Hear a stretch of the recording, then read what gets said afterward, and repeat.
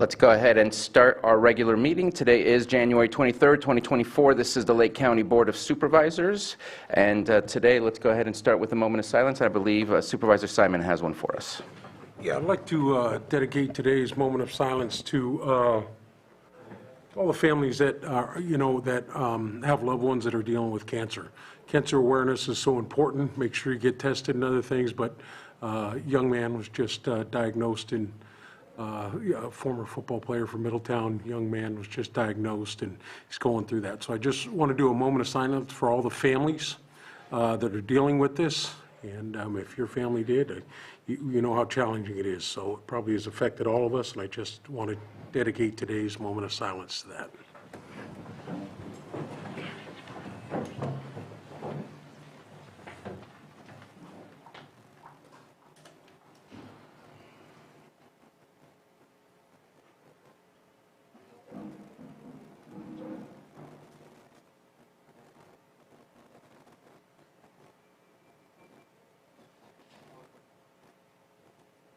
Supervisor Green, would you please lead us in the Pledge of Allegiance? I pledge allegiance to the flag of the United States of America and to the republic for which it stands, one nation, under God, indivisible, with liberty and justice for all.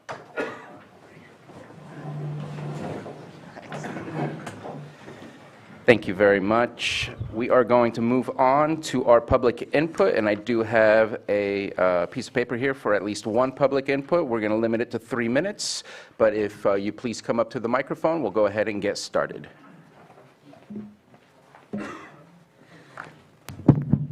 Good morning, supervisors, staff, and fellow Lake County residents. I'm Julia Carrera, and I'm here representing the Upper Lake Community Services District Formation Committee. As you all may be aware, we had a flood event in Upper Lake yesterday, and not just one. The most significant one, most of those people wanted to be here this morning, but they're busy collecting their rabbits and their lost chickens, and their lost cats that were flooded out of their home, and mopping up. Several of the homes have water in them, the lowest points on Washington Street.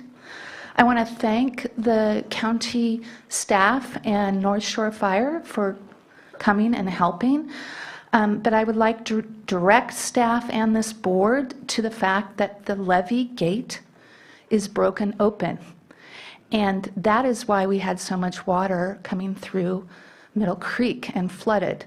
So if someone could please address that situation. I also want to thank the Department of Public Works for coming out on Friday to clear out drains in Upper Lake.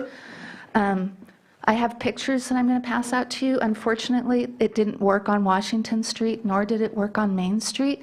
This is the Jehovah Witness Hall and Main Street flooding the day after that night. The whole street was underwater. Fortunately, we've been doing some mediation, the neighbors down at North Main, and we didn't have such a significant event this time.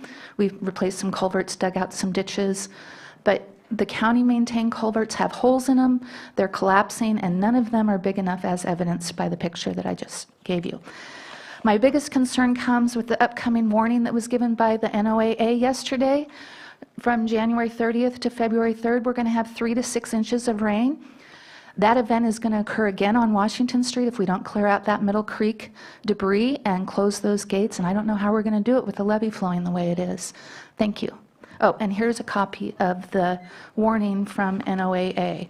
We're in trouble in Upper Lake. I know you guys are participating in your priorities this year. You need to make Upper Lake drainage a priority this year. We're going to be underwater. Thank you. Thank you. Julia, Scott is at the back. I think he can address the gate and some other things, because from what I understand, the gate is not broken. Okay. Yeah, he's right there. Did you want me to stay here, or? No, I was just saying Scott's at the back of the room. So Yeah, that he Mr. can De get Leon that. does not treat me with respect, so if someone would like to join me in that conversation, I would appreciate that. Thank you very much. Are there any other public comments? Please come on up. Hi, good morning. My name is Corey Pearson. I live on Wayland Way in Lakeport, next to the old juvenile hall. next to the homeless shelter that is currently happening. And when the Elijah House was running it, we didn't have any issues whatsoever. Everyone was very polite, respectful, calm. There was nobody clearly on drugs or drunk. But in the last several months, it has gotten extremely out of hand. Just on Friday alone, we had 3 people walking up our hill on our property where there's a no trespassing sign posted. I've had to call the sheriff's department multiple times. Sorry. On Friday, we had an incident where I have to drive through the tunnel every single day to get to my home. And I drive into the tunnel with all 3 of my children in the car. And there are 2 men in the tunnel who are absolutely beating the ever-living snot out of each other. Okay. As a mother, I really am in a spot where my home is no longer safe. I have people coming onto my road. I can't take my trashes down.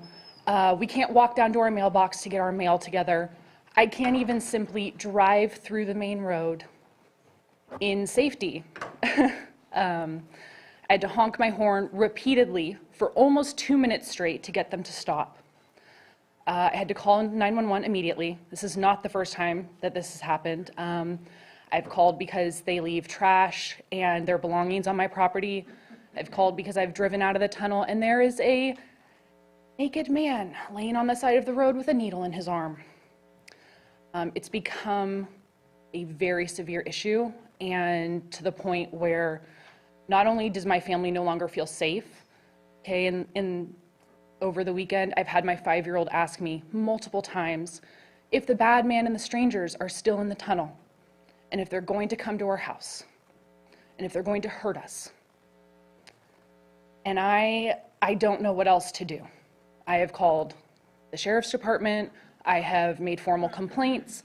I have just recently gotten together with Laura Samuel. She's a family friend, and she's trying to help me kind of work through this, but she has also kind of gotten that there's just really nothing anybody's going to do right now. And my family isn't safe. My children aren't safe.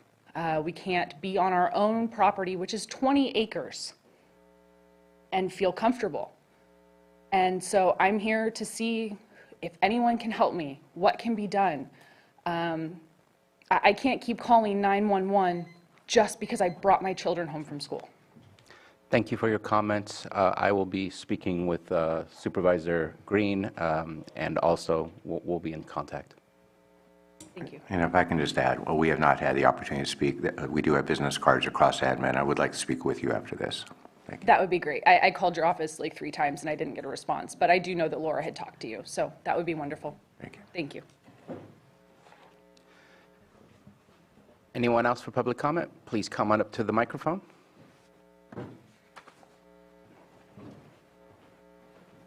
Good morning. My name is Mark Tonti. I own 500 Wayland Way on the east side of the tunnel. And now we have the homeless camping on our property. I've called the sheriff's department several times. I got physically, I can't say I got physically attacked. I got threatened to be attacked by the homeless on an occasion, verbally attacked several times. Called the sheriffs. They went out and arrested the gentleman that did this to me as I asked them to leave my property. I was very nice. Told them I'd give them 24 hours to go ahead and pick their stuff up. We are now having a accumulate of things being brought onto that property that is just a bunch of garbage. They're doing things on that piece of property that is all the stuff they're doing, going to the restroom and everything else, is ending up in the lake. Because all that water that drains from my property ends up into Clear Lake. So it's a problem, and it's only getting worse. I also live in North Lakeport, and every morning I get up, when I leave my home, what do I see? But a bunch of homeless people walking down the streets. It's becoming to the point where neighborhoods have become unsafe. And what I'm concerned about, if in fact we don't get control of it now, it's only going to get worse and worse. And then at that point, what do we do? So I'm here as well to help for your assistance. Thank you very much. Thank you. Any other public comment? And I'm not on Zoom. Do we have anyone on Zoom with their hands up? And there is no public comment there. All right. Okay. If we can let Travis speak.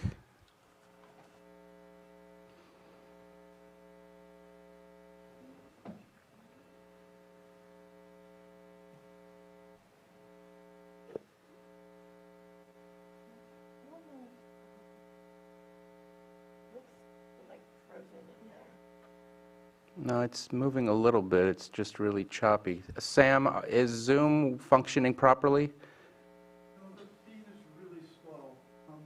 Do we need to take a break to look at that? Yeah, let's see what we can do. I'm not, yeah, let's, 5 minutes, 10 minutes? 10 minutes. Let's do a 10-minute break. Want to make sure everybody has a chance to speak if they wish to.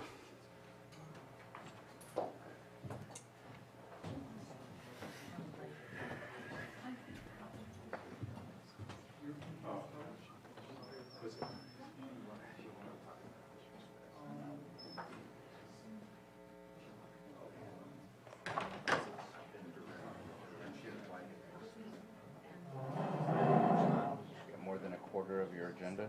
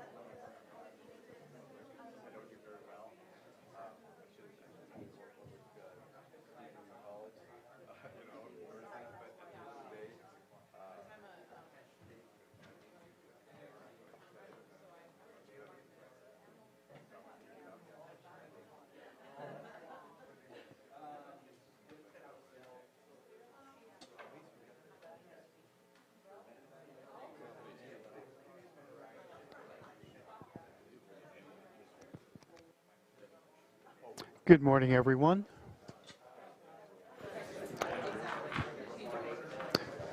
Good morning. I just want to, we just changed out the machine and we're just going to test it and make sure that we can be heard on Zoom and Zoom can respond back to us.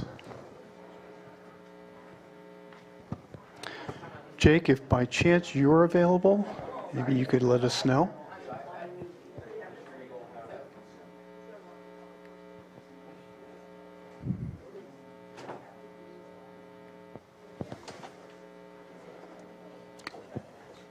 Okay, I'm not getting any confirmation on Zoom yet. Sam, I can hear you at my desk. Oh, terrific. Okay, now, let's see, is there someone who can turn on video? Because that was the issue that we were having.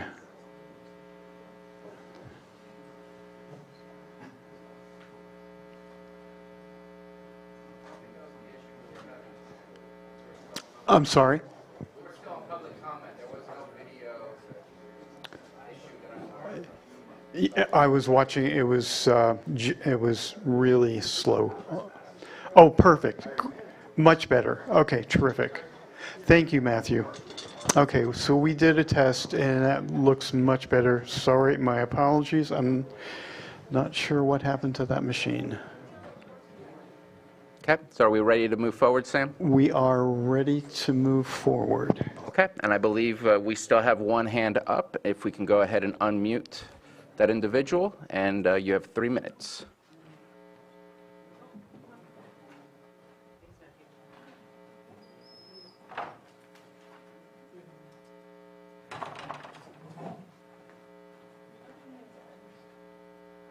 I'm seeing that we've allowed you to unmute. You're not unmuting.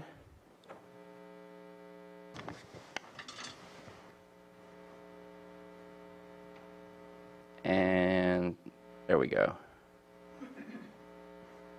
Hello. Hello. Can you hear me? We can hear you. You have 3 All right, minutes. sorry. I'm on an office phone. My computer here in my office doesn't have a mic, so I wanted to make sure everybody can hear me. Thank you. My name's Travis Quiet. I live in North Lakeport as well. I'm going to just expand a little bit on what Mark and Corey had discussed, sharing the same concerns. Things have gotten horrible, as they both said. I feel bad that Mark owns a property that these folks are living on. I live right next to it. My wife and 11-year-old daughter, used to walk through there and ride their bikes, and now they can't. So we need to do something. It's unright. All the trash is going into Lions Creek. Department of Fish and Wildlife has been there before. These guys are starting fires, and the fire department can't do anything. The sheriff's department won't. They want us to call 911. That's pulling from more important resources. So I don't know if it's code enforcement or what needs to change, but we need to figure it out. All the hills in Nice are just a complete drug-addicted encampment at this point. Now that's moving into Lakeport. So where does it stop? What do we do? I think you guys should go take a drive out Powell Road and go look at the abandoned trailers and the trash that's going into the waterways, going into our drinking water. It all comes from the lake. What are we going to do, guys?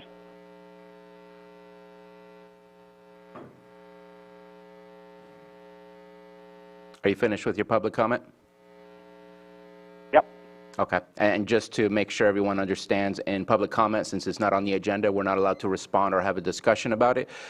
Please reach out to your supervisor and engage in that conversation. But at this moment in time here, since it's not on the agenda, we are not allowed to engage and discuss. So thank you for your comments. So we're going to move on to item number 5, Vision 2028 Overview, and Matthew Rothstein.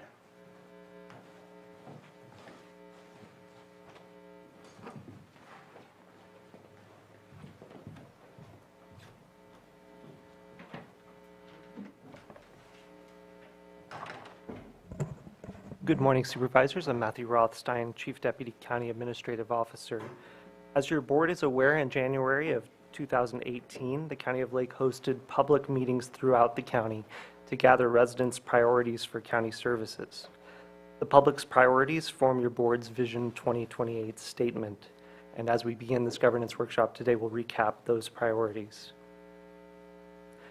Consider and promote the well-being and economic resilience of every Lake County resident.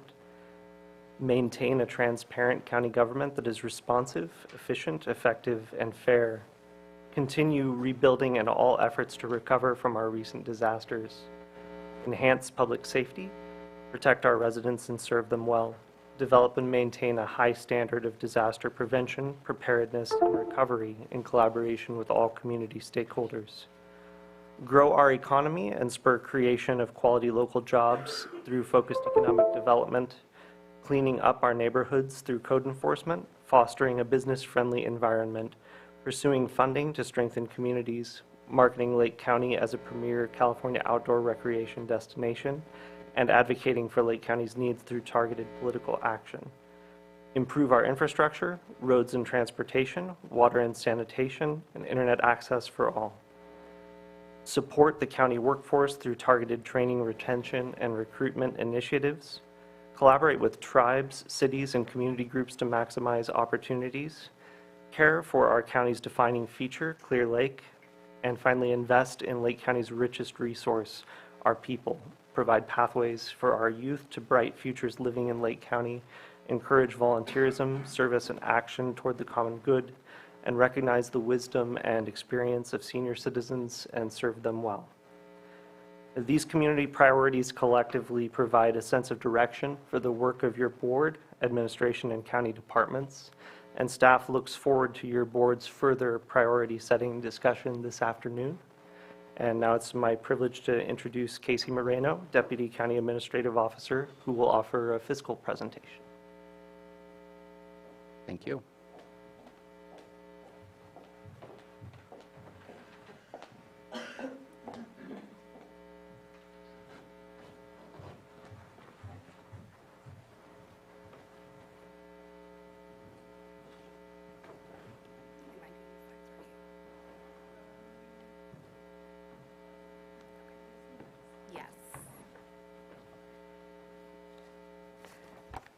Good morning, Casey Moreno, Deputy County Administrative Officer. So I have the fiscal presentation as it relates to the general fund.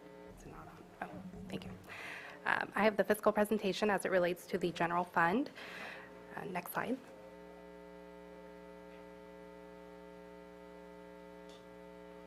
So first, we're going to go over the secured property and sales tax.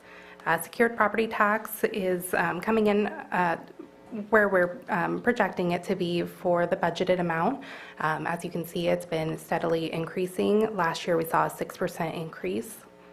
The sales tax is made up of Bradley Burns and Prop 172, and that is, actually I have a correction to that, it is coming in as budgeted. So the projected annual final revenue is incorrect, so I do need to correct that. And we did see about a 3% increase from last year. This is the main discretionary revenue for the general fund. Next slide.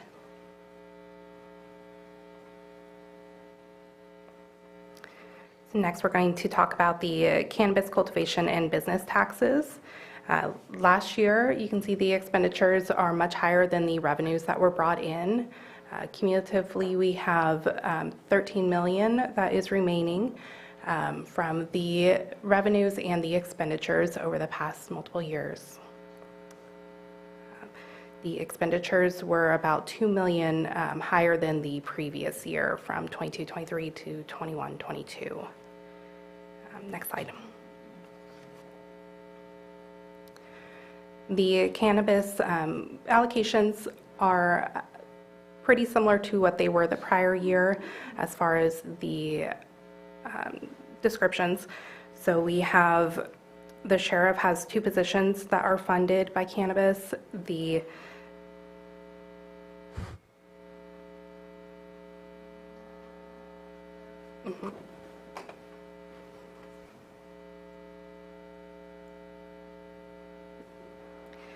the auto license plate readers and the armory, which is $610,815. Future years, we are budgeting it at $281,282, which will be for the 2 positions and the auto license plate readers.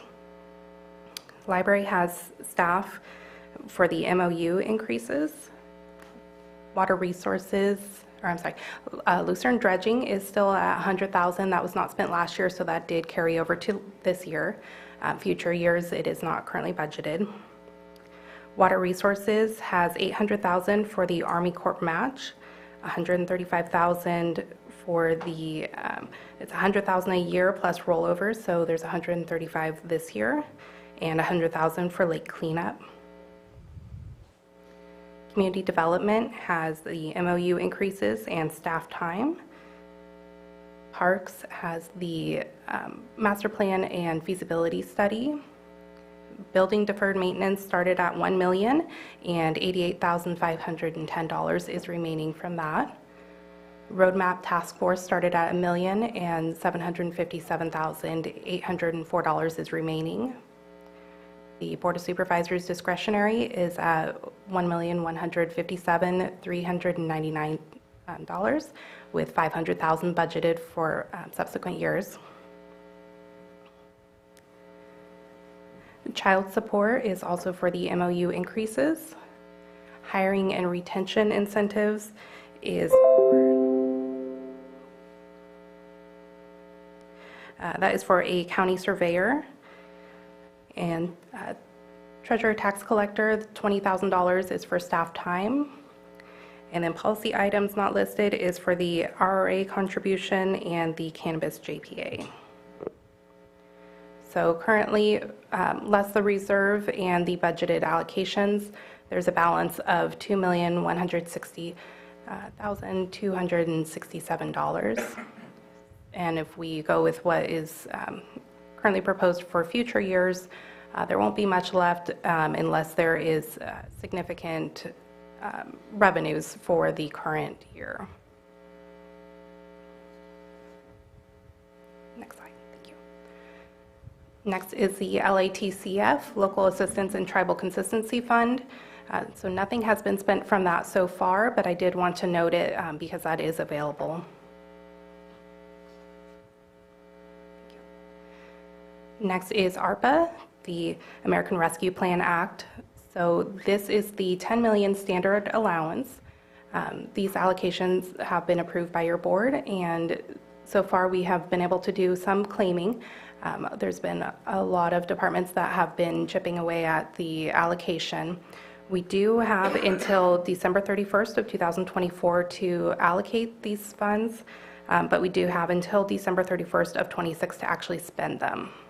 So we do want to encourage departments to use them by December 31st of 24, just so we can make sure if there is any remaining funds, we can allocate it in time. Next slide. And then the non-standard allowance through ARPA, there's been significant claiming here, and so we are on track to expend this. This does also include the claiming done through December 31st of 2023.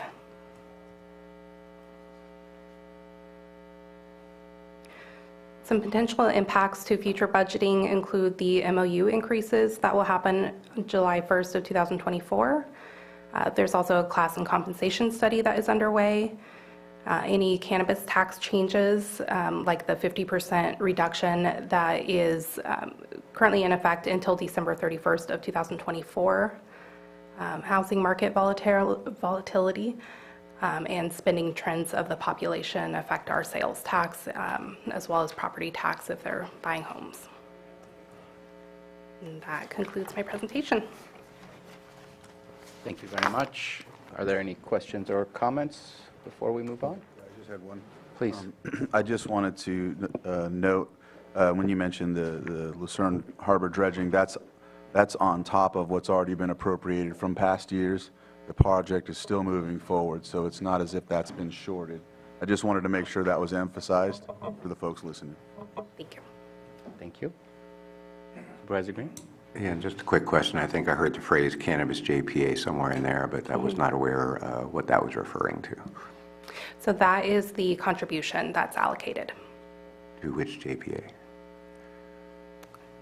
I'm not sure. It's noted cannabis JPA. All right, well, I'm pretty sure I tried to get one going, but I'm pretty sure that went down in flames. I can follow up with you later on that. Thank you. And I think we allocated it, unsure if it was going to come to fruition or not. I think I can safely confirm it's not. Yeah. So.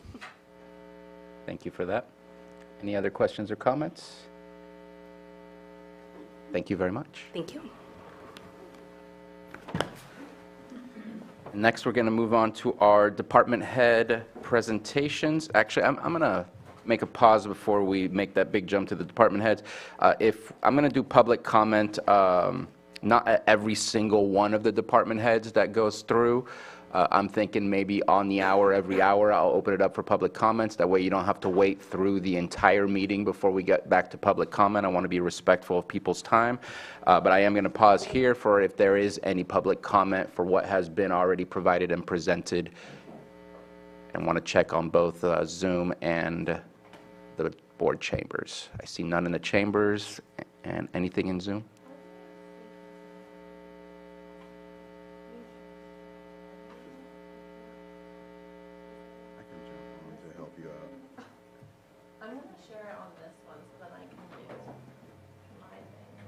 Here, let me open up Zoom so I can help you out. Do you see anybody on Zoom right now? I don't see anyone on. Okay, so let's go ahead and get started. I'll get Zoom going. That way I'll help you out with that, and we can keep sharing from your screen. So first department head presentation, we will begin with admin with CAO Susan Parker. Thank you, Chair. I'll first introduce the department. The County Administrative Office performs general administration and management of county government functions. One of the primary functions is to oversee the preparation, adoption, and administration of the annual county budget. In addition, the County Administration Office also assists your board in achieving your goals and priorities annually and in the long and short term. So let's begin. First slide.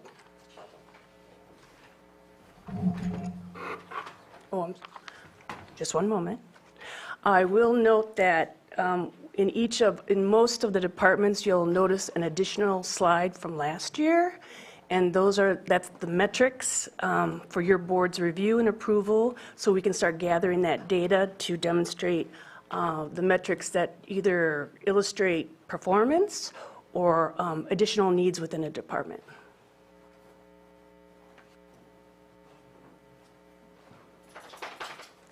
Are you ready? Yeah. Okay. So I'm not going to read these slides, but I would like to highlight a few items. Within our office, in the room today, we have Deputy County Administrative Officer Ben Rickelman, Deputy Administrative Officer Lisa Judds. I'm sorry, Matthew's already introduced himself, so I won't be doing that. Unfortunately, Terry Logsden, I believe, is on Zoom, but is unavailable to be here in person today. So the reason I introduced the DCAOs is that we were very fortunate and able to actually start work on both the broadband strategic master plan, the housing strategic plan as far as the RFP. Both Ben and Lisa have prepared for your board's consideration the work plans for the next year. Let's see. We also, on behalf of Terry, I'll speak that we were able to finish and adopt the Community Wildfire Protection Plan. And we also completed the acquisition of the Kelseyville Senior Center in preparation for the renovation and additional uses that there may be. Let's see. We did, as you may recall, we did have that $50,000 senior center grant program that was very successful for our senior centers. We have established the Chief Public Defender Office, or in the process thereof, and we have completed the All Voices Community Visioning Forum series.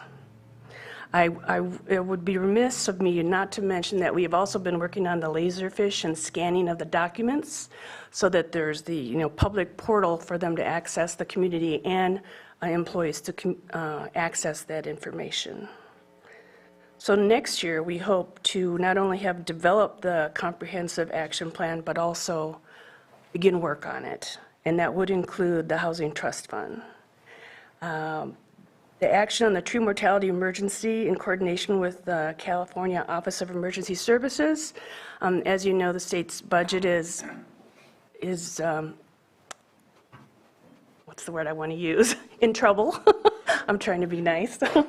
And that a lot of the grants that we were looking at have either been deferred or stalled or just placed on the back burner at the time being. Let's see. And then we will continue to explore the waste woody biomass utilization opportunities. Can you move forward? I'm sorry, I didn't tell you. Forward? Forward, please. No, backwards. Keep going. To the last slide.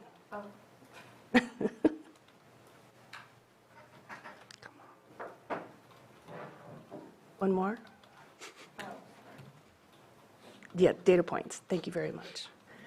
So once we begin the work on the housing strategic plan, the broadband implementation plan, and the economic development plan, we'll be able to develop some metrics, such as linear feet, number of housing starts, number of loans. But right now, we're basically completing a lot of the items that I already mentioned. But again, once we start with these more tangible projects, we'll be able to create data points for the board to consider. And that is all I have. Again, I do have Lisa and Ben here if you have any questions for them on their projects. Thank you very much for the presentation. Thank you. Supervisor Pyska. We can go. Yeah, thanks. Well, that was a big year. You did a lot, and I'm so grateful that we have this incredible staff now that we can start implementing these priorities that we've had for a long time. So the public relations and communications contractor, that is the newsletters that we talked about during budgeting, and what else will that entail? And actually, I'd like Matthew, is he here? I'd like him to speak to that, since that's he'll be managing that contract for us. So Supervisor Pyska and Board, Matthew Rothstein, Chief Deputy County Administrative Officer. The RFP was fairly broadly construed with the intent of being able to cover newsletters and also special projects. So we would contract with one or more firms to complete those projects as directed, by either admin or your board as appropriate. So that again, it's fairly broadly construed and could encompass a number of supports. So that's how we can better communicate with our constituents and the public on the work that we're doing. Absolutely. Yeah. Okay, great. And then the long-term advocacy agreement, that's the lobbyists that we budgeted? Sorry, Matthew. Let's go back. So as of right now, we've entered into a very short-term agreement with a monthly retainer with a firm called Nielsen Merksimer. And over the initial few months of that, we will be learning what supports are most valuable to your board from a state advocacy standpoint, and we'll be developing an RFP to be issued soon for a longer-term agreement. Okay, great. And then one more thing. Well, I don't know who this one's for, but so we've got these strategic plans that we've been working on for broadband and housing and economic development. And I know the goal has been to create a comprehensive strategic plan. Yes. So is that something we're going to be working towards Yes. this and year? I'd like Ben and Lisa to come forward. They were hoping they weren't going to be called forward.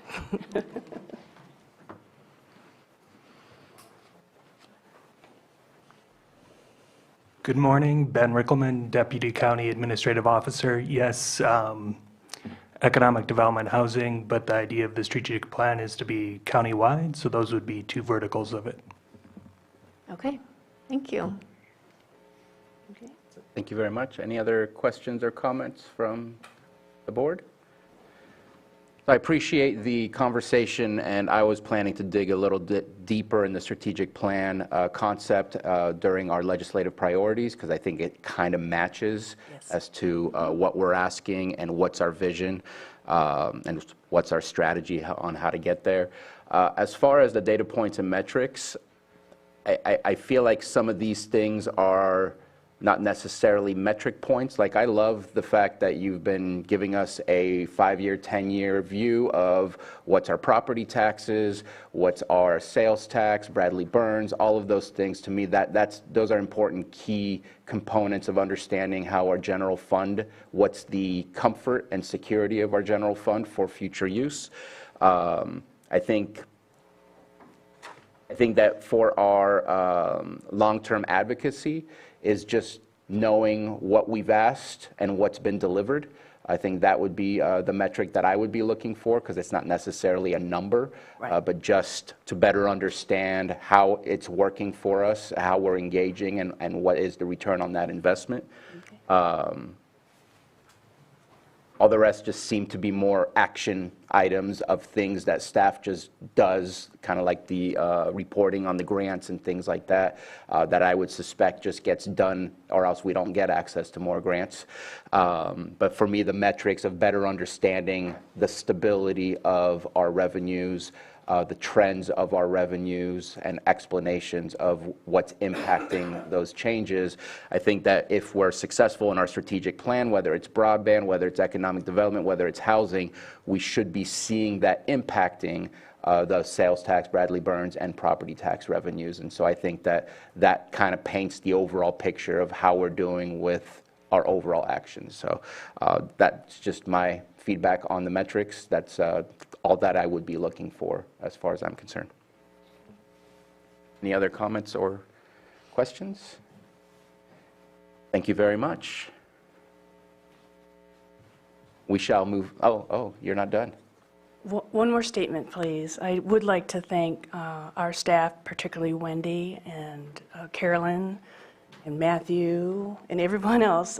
This was, hopefully this will be the last time we've had to do a heavy lift on this, and it'll be just updating the pictures and the fonts for the next few years. But I was remiss, I did not thank them. They did do a lot of work.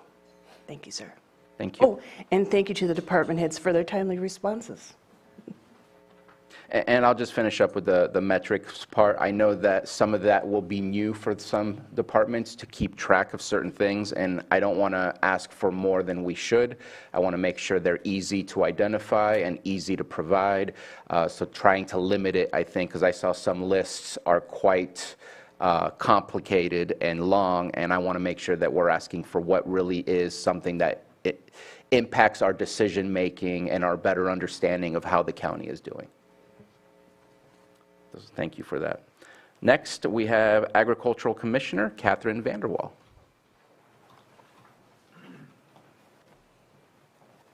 Welcome.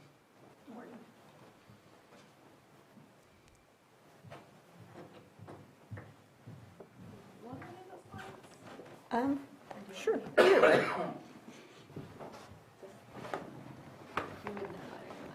Okay. Good morning, Board. Catherine Vanderwall, Agricultural Commissioner and Sealer of Weights and Measures. So some of our 2023 accomplishments for the department include we hosted a cannabis outreach event, and this was a educational event designed to educate the cannabis industry on pesticide safety, laws and regulations, and what they need to do to keep their operations in compliance and their workers safe. Additionally, we held a pesticide container recycle event. So this event collects empty pesticide containers, keeps them out of the landfill. We hosted 2 continuing education classes for our pesticide applicators. This helps to keep people informed of new laws and regulations. And with your board's support, we were able to secure and start the build for our new Weights and Measures truck. So additional accomplishments in 2023, my staff was able to increase the inspections in the certified producers and certified farmers market program to ensure the integrity of the program. We were able to fill all of our extra help positions for 2023, and my department continued support of the Fish and Wildlife Advisory and the Lake County Ag Advisory Committees. So going forward in 2024, our points of emphasis, we are looking to receive and begin operating with the new Weights and Measures truck. We're going to work with the cannabis industry for reporting data or metrics to include in the 2023 crop report. continue department support of the advisory committees. We are looking to publish a weights and measures report, which has never been done before, but just to kind of bring awareness to your board as well as the community, all the different devices that my staff, that they test and certify every year. Continue training current and new staff. We are regulatory by nature, so laws and regulations and the programs that we work in are constantly changing or being added.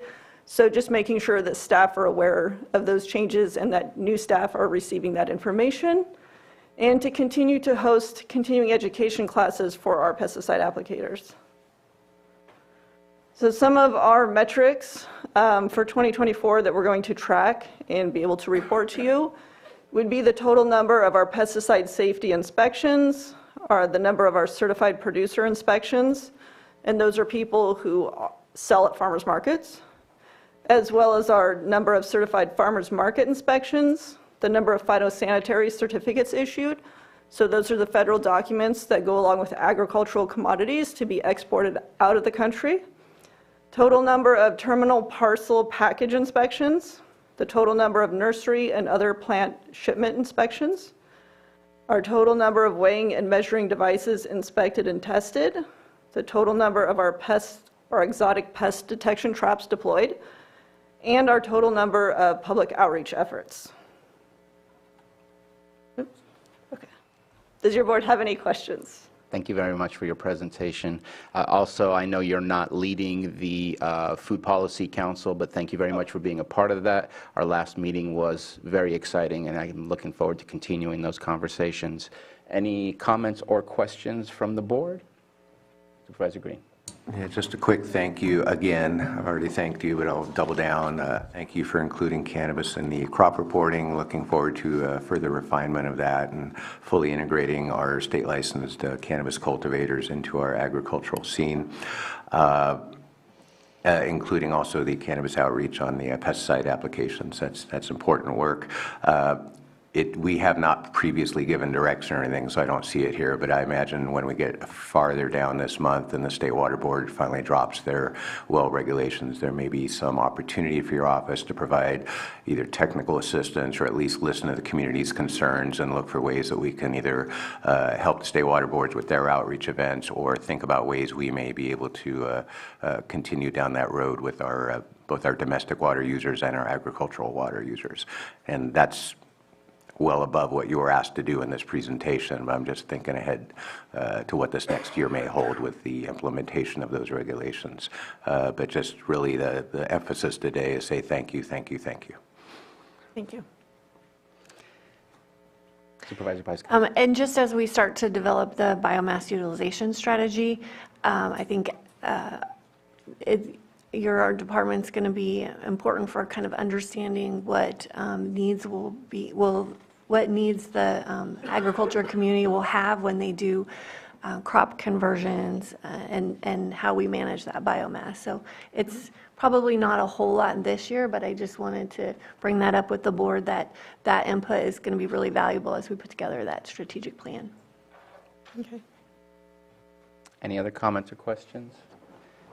So I love your crop report every single year. To me, those are perfect metrics. It lets us know how much new acreage exists, how many heads of cattle are produced, not really produced, but that we have in Lake County, and what type of agriculture is going on.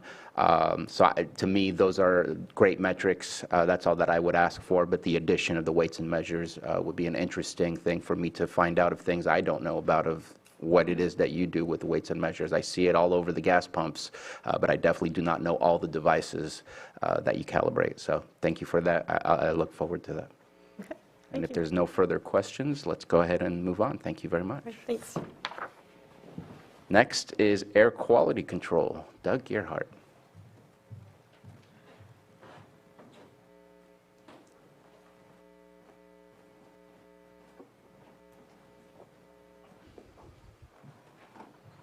Welcome.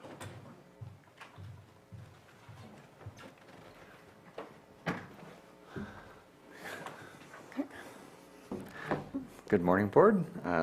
Thank you for having us here. And I'll just kind of start out with, the Air Quality Management District. As you know, we are actually not County of Lake. We are an independent entity under state law, so we're kind of one of those weird things that we're almost a department, but not quite a department. And so we have a little different, take on things sometimes, and we try to do our best to work together. So our accomplishments for the year,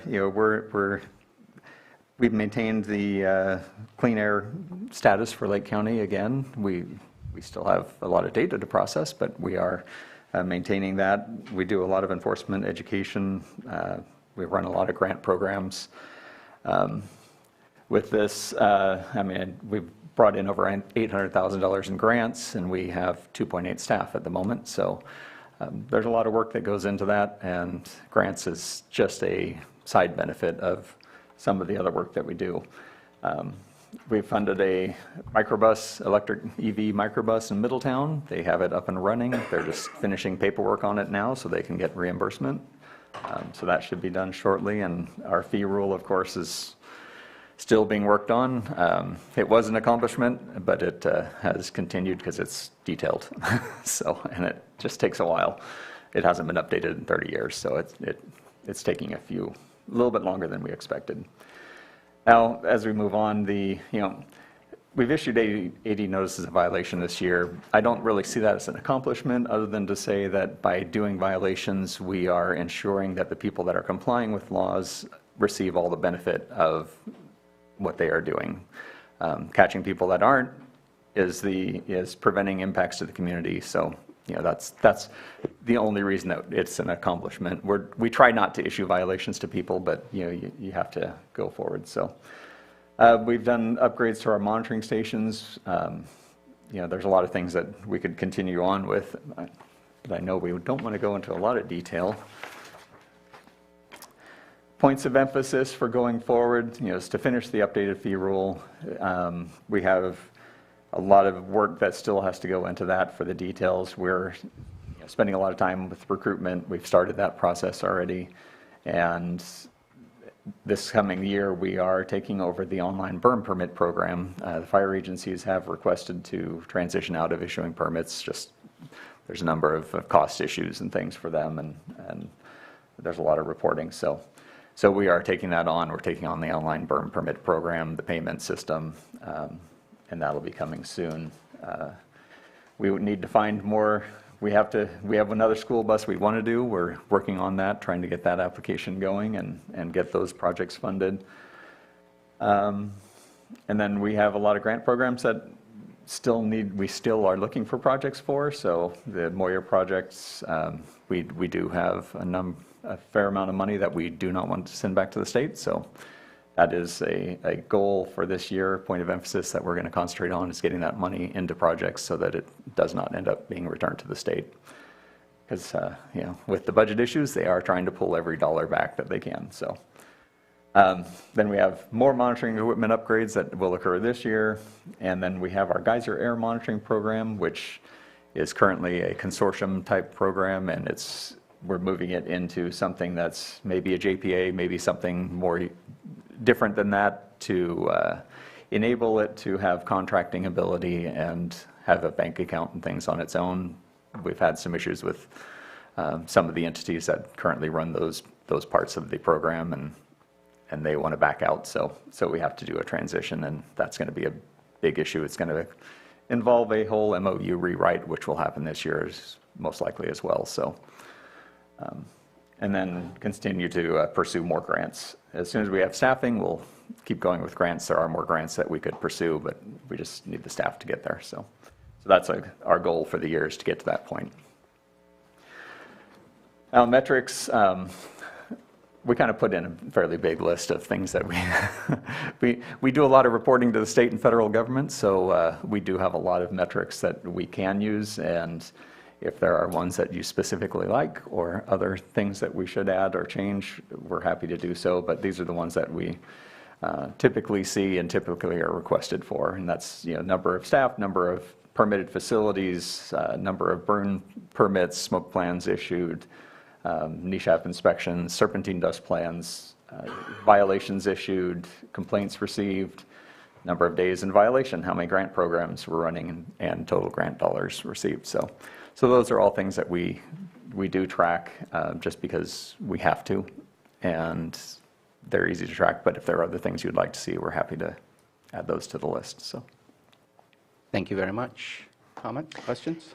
Yeah, just really briefly, how do you see the process of changing GAMP kind of playing out this year? I've had a lot of contact on this issue, and so I'm just wondering how we can help support that and where we are now and what the process is for the year. well, currently we've been working with admin to come up with ideas, Okay. and we've been working with County Council and Council for Sonoma County, Northern Sonoma County, and trying to come up with a plan of where we can go with this and how we could set it up so that it could be, the JPA or small modified JPA type organization may be the most appropriate, but the details are still being finalized. So it is complex, and I'm happy to go over some of the issues in detail with you. whenever. Okay, great, thank you. Yeah. Thank you. Any Supervisor Green? Just quickly, don't need to drill down into the weeds on this because we can't. You're just taking over burn permit issuance and all that. But we did speak about one property in particular this year that the owner thought we were being overly restrictive, and I was surprised in the converse. I thought, wow, I think we're being unusually permissive based on our ordinance as it was written 15, 18 years ago. Yeah. So I don't think we'd have enough data yet to kind of analyze, and of course we're in attainment, so that doesn't necessarily cry out for instant action. But as you onboard your knowledge and understanding of burn permits, I think it could be helpful for future analysis if any changes are needed to kind of parse it by parcel size. What mix of domestic and agricultural permits at 5, 10, 15 acres, something like that. Because it's the way it's written right now, I get it, and it seems to be working just fine, but obviously it's not perfect, and different people might have different ideas on whether it needs to change at all, and if so, in which direction. So I'm interested in seeing some drill down data on that as you come on board with that. Okay. Yeah. Yeah, we can start looking into that. That's shouldn't be too much work to do. So, Thank you for that. Appreciate all the work that you have done. We're constantly in attainment. That's important for Lake County to continue in that way. I don't see that in the metrics because I know that there's a certain measurement that's obviously measured out in order for us to be fourth versus first. I don't know what that number specifically looks like, but there's a line that we should not cross, and it'd be nice to see where we are, if we're getting closer and closer every year, or if we flatline and we're staying parallel to the attainment line and staying below that.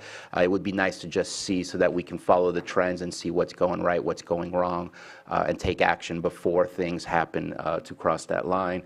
Appreciate the metrics on burn permits. I think it's important to better understand how individuals are helping us in fire mitigation.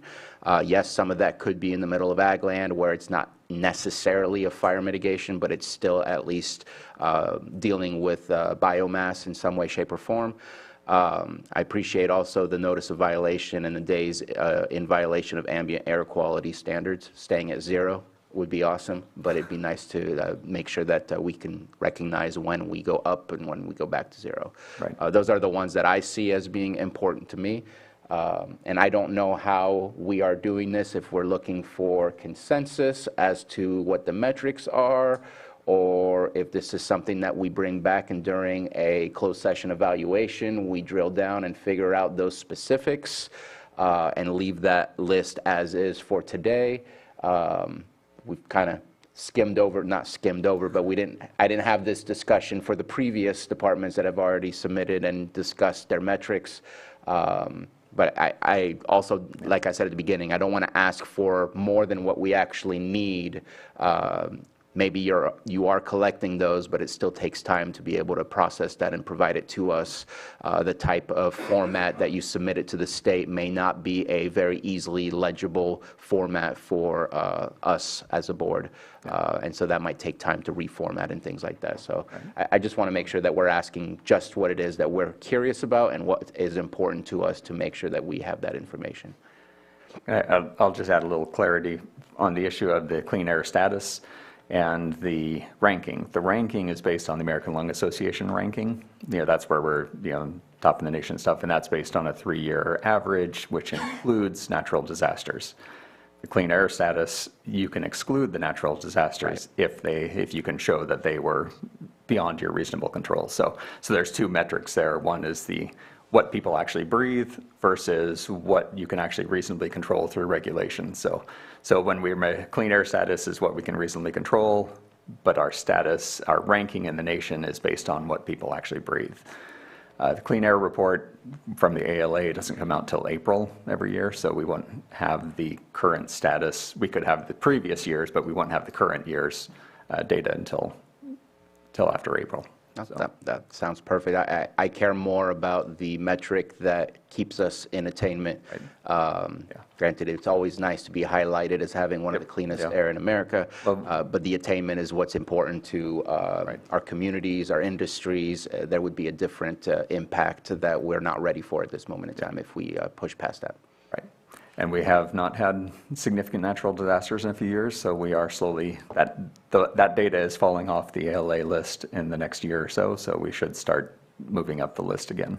Awesome. As long as we don't have another one. Keep knocking on wood. Yep. Any other comments or questions? And what do you guys think about the conversation of metrics? There's a lot today to go over, and wondering if that's something that we just kind of review and discuss today, but drill down and finalize in our evaluations.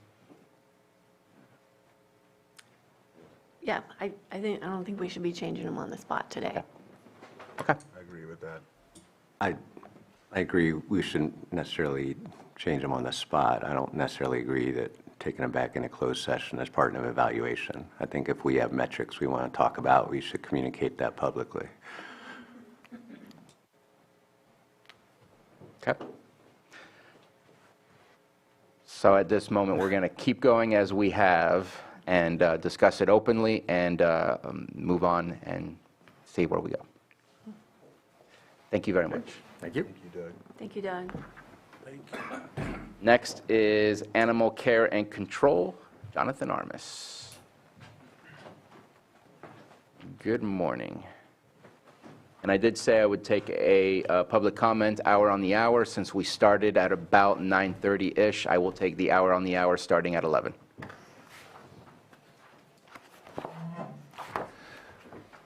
Good morning, Supervisors. This is Jonathan Armis. I'm the Director of Lake County Animal Care and Control. Some of the accomplishments we had last year, there was a livestock trailer full of cattle that rolled over. This isn't just our own department, but a multi-agency accomplishment, in my opinion. There were a lot of challenges, and we learned a lot, and I'm not saying it's perfect by any means, but there was a large response from a lot of people, and it went fairly smooth, in my opinion. And we also, with public health, they had a simulated shelter disaster exercise that we also went out and went with. It was really good for our department because there are now legal requirements for animals during those disasters and being able to care for them. So we were able to test a lot of policies that we had been working on to provide care for those animals and to kind of test how we would take care of them. We hired a staff services analyst last year, a few months ago. It actually helped us a lot in with the livestock trailer, figuring out, sadly we had to euthanize a lot of animals. There's a lot of complications when using barbiturates, so we were able to start producing a policy to find other avenues, which was big for us. And we've also started a foster program that's about to get up and running.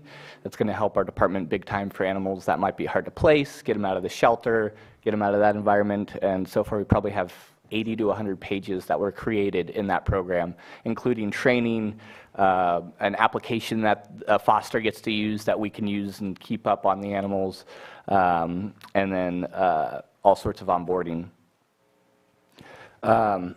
So for our emphasis, we want to get the foster program and then a volunteer program up and going, and utilize our community to help us for a lot of the needs and struggles that we're having.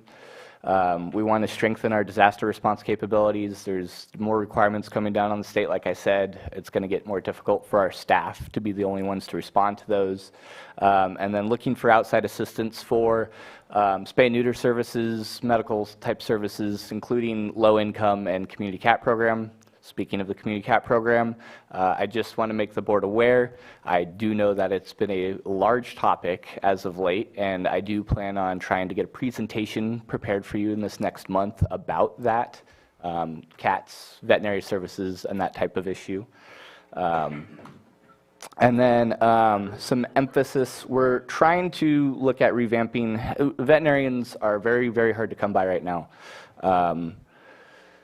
We're trying to revamp the description of the allocation to better suit what it's actually required of someone to be in our facility. And hopefully with that, we'd be more in line with what other counties are doing for those types of allocations and be better in line and hopefully find someone willing to come while still looking for contract services.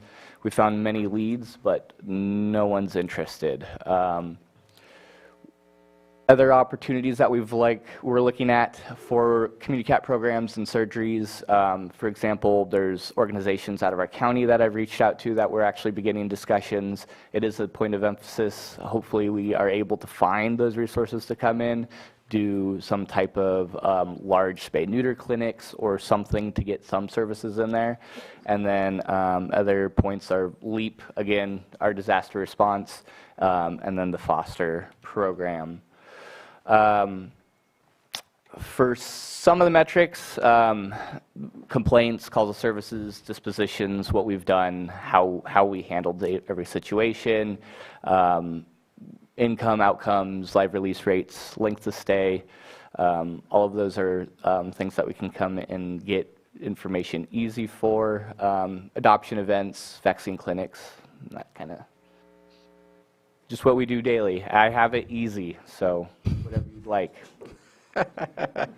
Well, thank you. Any comments or questions, Supervisor Pyska? Yeah, I appreciate you and your department. You are working so hard right now, and all of your staff is just so kind and compassionate with a lot of the issues that the community is seeing with feral cats and the dogs.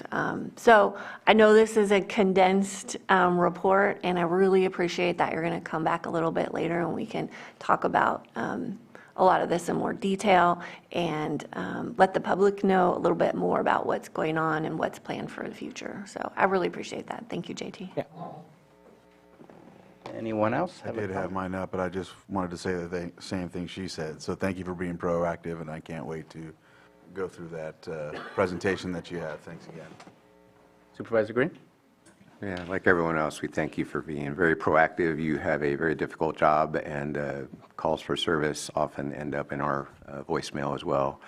And I appreciate very much that there is a future presentation plan, but just based on the amount of information that's already been released in the recent past, would you have any ability to just give a one-off estimate of the total number of feral cats within the County of Lake? Certainly. So it is a calculation based off population. It's an estimate. It's anywhere from 6,000 to 14,000 cats in my jurisdictional area, which includes the city of Lakeport. That includes indoor-outdoor cats and just free-roaming feral cats. That would be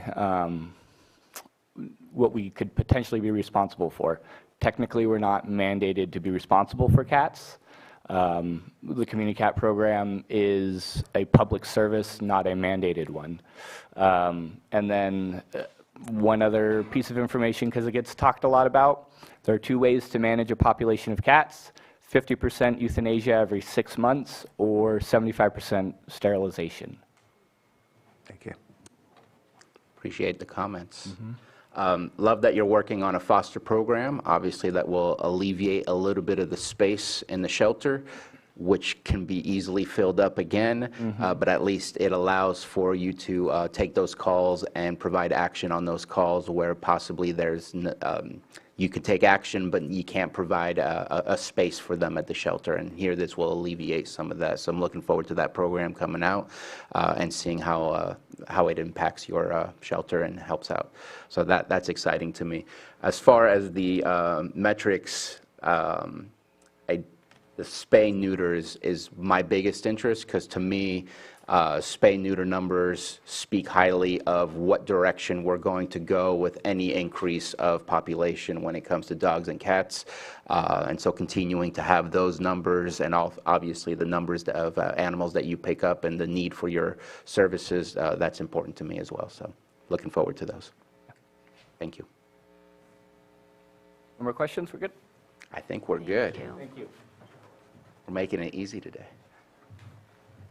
Next, we have Assessor Recorder, Richard Ford. Is he online?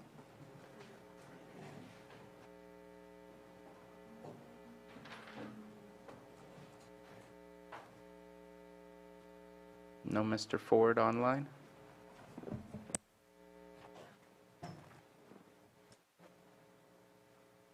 Oh. Chair, we did send a text, but we have not had received a response yet. And just to let you know, Director Harrington is on Zoom, and she is the next department. Okay, well then let's move on, and I will mark that we will be back to that one. And let's move on to Auditor Controller County Clerk Genevieve Harrington. Good morning. Good morning. All right, I'm sure I can be heard. Well, thank you. I'll just jump right in. I'm presenting for Auditor Controller County Clerk. And I'll starting with the 2023 accomplishments. One of the big ones, we hired a business software analyst. That was a new position we received during budget. So thank you very much for that, which is in preparation for the new finance system that we're looking into, as well as all the other opportunities for innovation in the office. Single audit. That resulted in no findings, and I wanted to say that we're on track. I shouldn't actually for another month, but we're on track for the next year with no findings as well, which does mean that our county will be considered a low-risk county again, so we're very excited about that. We implemented a new accounts payable software. That was more, we were forced to, because the one we had was sunsetting and they weren't providing support anymore, but that was a pretty big undertaking for us to do on the fly, and we did it, and it's all implemented now. I recently completed the RFQ for the needs assessment consultant to prepare for the new ERP, the Enterprise Resource Planning System. So that's our finance system. It can also be a human resource system as well. And so that RFQ is completed. We're preparing to make a selection and then get the first meeting with them scheduled with all the departments and the consultant. And then lastly, completed reasonable efforts for private property debris removal insurance collections for the past fire events. We completed that Tetra Tech contract, and so that's pretty much closed at the moment. So that's it there. So next slide, 2024 points of emphasis. So this upcoming year, we're going to complete the needs assessment, and just expand on that a little bit. The plan is to have the consultant come, sit down, speak with every county department, find out what your concerns, needs, desires, all of that are with the finance system, so that we can assess it and then make sure that the product we do select for the county is going to, take care of the majority of the issues, say that. We'll continue to assist with the policy updates. The travel one was the big one, but on deck, there's CalCard, purchasing, and EATS. And so we'll definitely be happy to assist admin with those. We'll continue to provide improved and efficient services such as contract management process. We're also focusing on promoting expanded clerk services. So with the new software, the Granicus, which we talked about last year, it's all implemented and in effect, and it's now we're sort of just analyzing the effects of having a streamlined process. We can now let people fill out their marriage license applications online. If they're waiting at the counter, they can scan a QR code and fill the application out on their phone. We are in the process right now of setting up a tablet. So if someone doesn't want to do it on their phone, they can fill it out right there at the counter in the hall on a tablet. And so we're looking at ways to get that outreach out so people know. So Facebook is one avenue we're using. And right now we're focusing on Valentine's Day. It's just a fun thing to do. And so what we've done is we've just booked space to make sure that we can do marriage ceremonies all day. Normally we stick with Wednesday afternoon when we have the board chambers, but we're finding some other spaces and we're gonna spruce it up a bit. And so we'll make sure that the Valentine's Day is often a big day for marriage ceremonies. So we're making sure that we have the capacity to help if more people wanna come in that day. And let's see, that's it for that slide. And then for the metrics, I don't want to redo the cost plan because that really will tell us our metrics. I was going to talk about maybe the last 4 or 5 years of the trend with the marriage licenses, marriage ceremonies, and FBNs. And so the FBNs are fictitious business name statements. So anybody in the area who's opening a business should be getting an FBN through our office. And those are actually pretty static. We saw the big spike during COVID because of the SBA loans that were out there, but for the most part, we're evening out. The marriages are a little more interesting because obviously they dipped pretty far down during the COVID years because of closures. But the numbers we're seeing now are actually higher than pre-COVID. So I guess love is catching up. And so our numbers are actually higher than they were pre-COVID. So we thought that was pretty interesting. So I don't know if it has to do with our outreach or not, but that's what we're working on. And we're kind of trying to track that and see how that goes in the upcoming years. And that is all I have at this time. I'm open for questions. Thank you very much. My takeaway is love is booming in Lake County, and that's all positive for me. Any comments or questions? I think the most important thing on that list is the update to our accounting software. I know that you've been involved with that, and we have steps being taken to make that happen, and looking forward to future conversations on that. That's going to be a very long project to take on, but an important one to upgrade our systems into not this century, but into the new technology that's available for us to move efficiently and accurately with our numbers. So that's important to me. If we can be within the last decade or so, I think that would be good. Yeah. So thank you very much for taking that on, and thank you for all the information. I think those metrics are perfect in my opinion. Are they? Okay, because that was going to be a question I had for you. Is that what you were looking for? If you had other ideas on metrics I can bring back next year, I'm happy to take that feedback. And also, just a quick comment, the single audits being clean and the potential to go back to low risk, that's really important to us.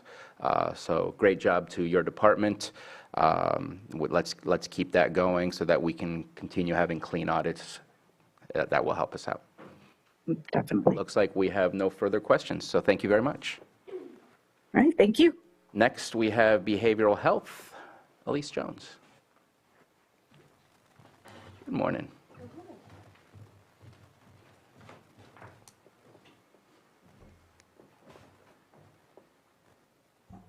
All right. Thank you, Board, for this opportunity. I'm happy to present. We've been very busy. So these are by no means comprehensive, but just some highlights. As we have been publicizing far and wide, the new mobile crisis benefit went live for us actually on December 8th, and Lake County was the first county in California to have their mobile crisis response plan implementation plan approved by the Department of Healthcare Services. We weren't actually ready to roll out those services until January 1st, but it was neat to have that approval. The team has been busy. We have also stood up a living room, which is kind of like a peer support center, but it is a 24-hour, 7-day-a-week, every single day of the year peer support center where people who are experiencing a behavioral health crisis, which can include, I'm feeling like I might be at risk of relapsing on substances and I need to take a break from my house. It could mean absolutely housing instability, and if we want to engage people in services. So that living room is staffed 24/7. It also enables people to have access to a board licensed psychiatrist or a therapist via telehealth at any hour of the day or night. And I wish I had the total number of encounters right now, but it's in the dozens and dozens at this point. I don't think we've broken 100 contacts, so I would say it's going well. We're also still moving full steam ahead on our development of the organized delivery system for drug Medi-Cal, which offers a waiver to access expanded benefits for Medi-Cal drug services. So right now, if you are a person over the age of 21 and you are a man or a person who is not pregnant or parenting, if you need residential treatment or other services, it's not covered by Medi-Cal.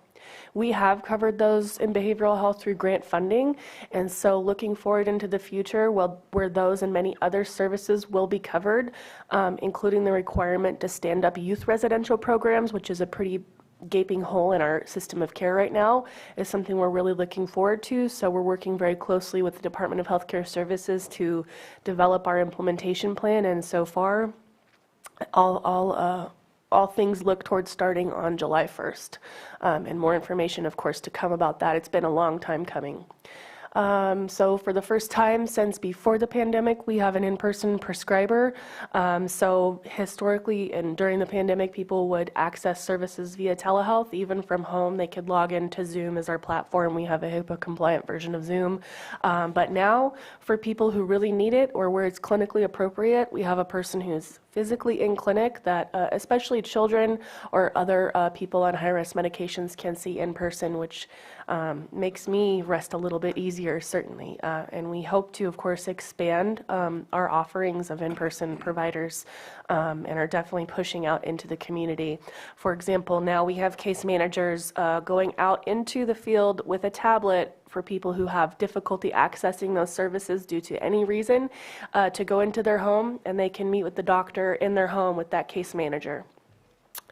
So we are a pilot county for the California Mental Health Services Authority semi-statewide electronic health record enterprise. That went live in March.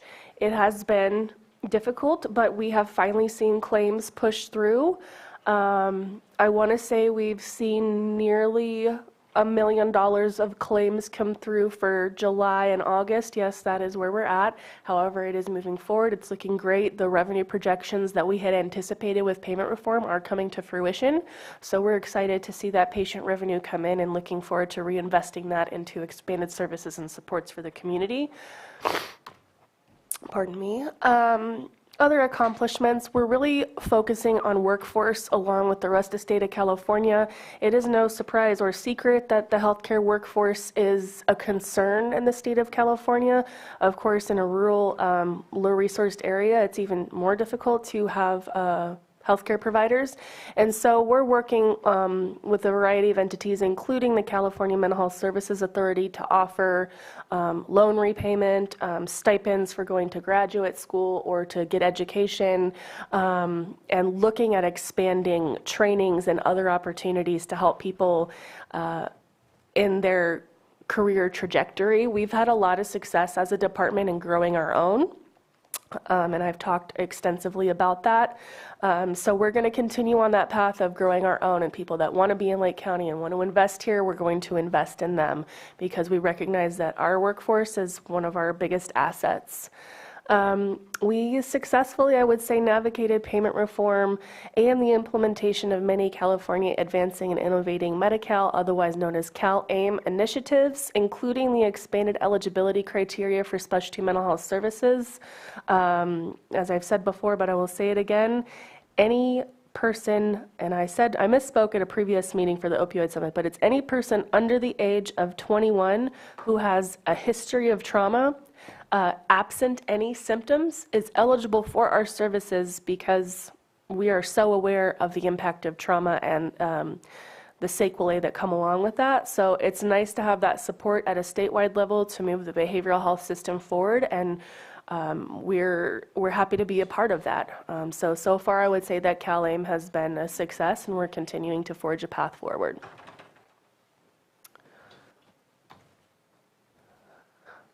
So again, this year, moving into continuing employee engagement and retention activities.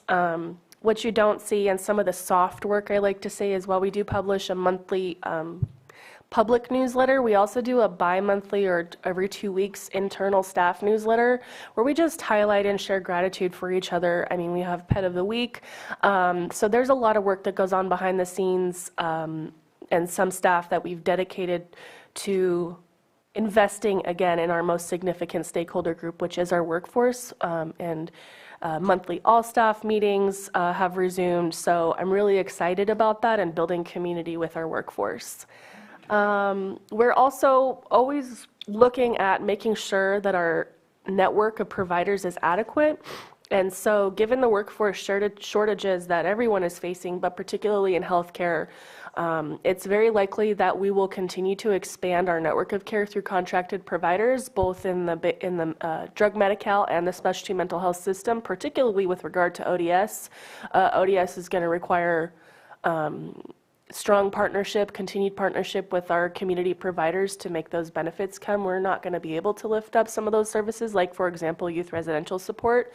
So I'm happy to report that that's going well, and we're continuing to look outward. So probably looking towards releasing quite a few requests for proposals here in the next couple of months, actually, to meet our network adequacy requirements. We're still working on filling the 13 positions that we added to our last fiscal year budget. All of those are clinical or direct service provider positions. Most of them went to our mobile crisis team. So hopefully that work continues, and then we can evaluate where we're at in terms of our capacity to serve. Continuing communication and collaboration with our partners and stakeholders, and advertising to raise awareness of the availability of services. So we had, just a few examples: professionally printed brochures on our access process. We specifically hired the position of community liaison to be out in the community, attending any meeting that they can to spread the word about behavioral health services, because there are still a lot of people who don't know what we are, what we do, that services are available, and so it is imperative that we make the community aware of the services to which they're entitled, especially given the fact that Lake County has between 70% and 80%, I want to say, Medi-Cal eligible. So that's a lot of folks that we are particularly called to serve. So that's exciting work. So the data points and metrics that I've reported are the total amount of Medi-Cal specialty mental health services. Those have been reported. Also, we run a DUI program out of our department, so we have data on the DUI program, including completions, et cetera. We are audited regularly by the Department of Healthcare Services, and I'll soon be coming back to your board, I would say within the next month, finally, to report out on the External Quality Review Organization audit, which is a really nice snapshot of where we're at. Our Mental Health Services Act we're preparing for an audit right now, so our compliance team is constantly preparing for audits. It's just the nature of the business. We're heavily monitored. We also have a lot of great data on our Mental Health Services Act, or MHSA Full Service Partnership program. We pay roughly $60,000 of housing costs, including rents, for our beneficiaries every month. The program also shows significant reductions in recidivism with regard to incarceration and hospitalization. So overall, the Full Service Partnership has been a successful program in Lake County. We oversee many grants, many grants, too many to list, all of which are audited, and some are with partnership with other entities. So that's exciting and will continue. And we are on the last leg, I would say, of the Behavioral Health Quality Improvement Program, which was the initiative from DHCS to implement CalAIM. So we've had a lot of milestones to meet in order to be CalAIM compliant. And I think the last set of deliverables is due this September.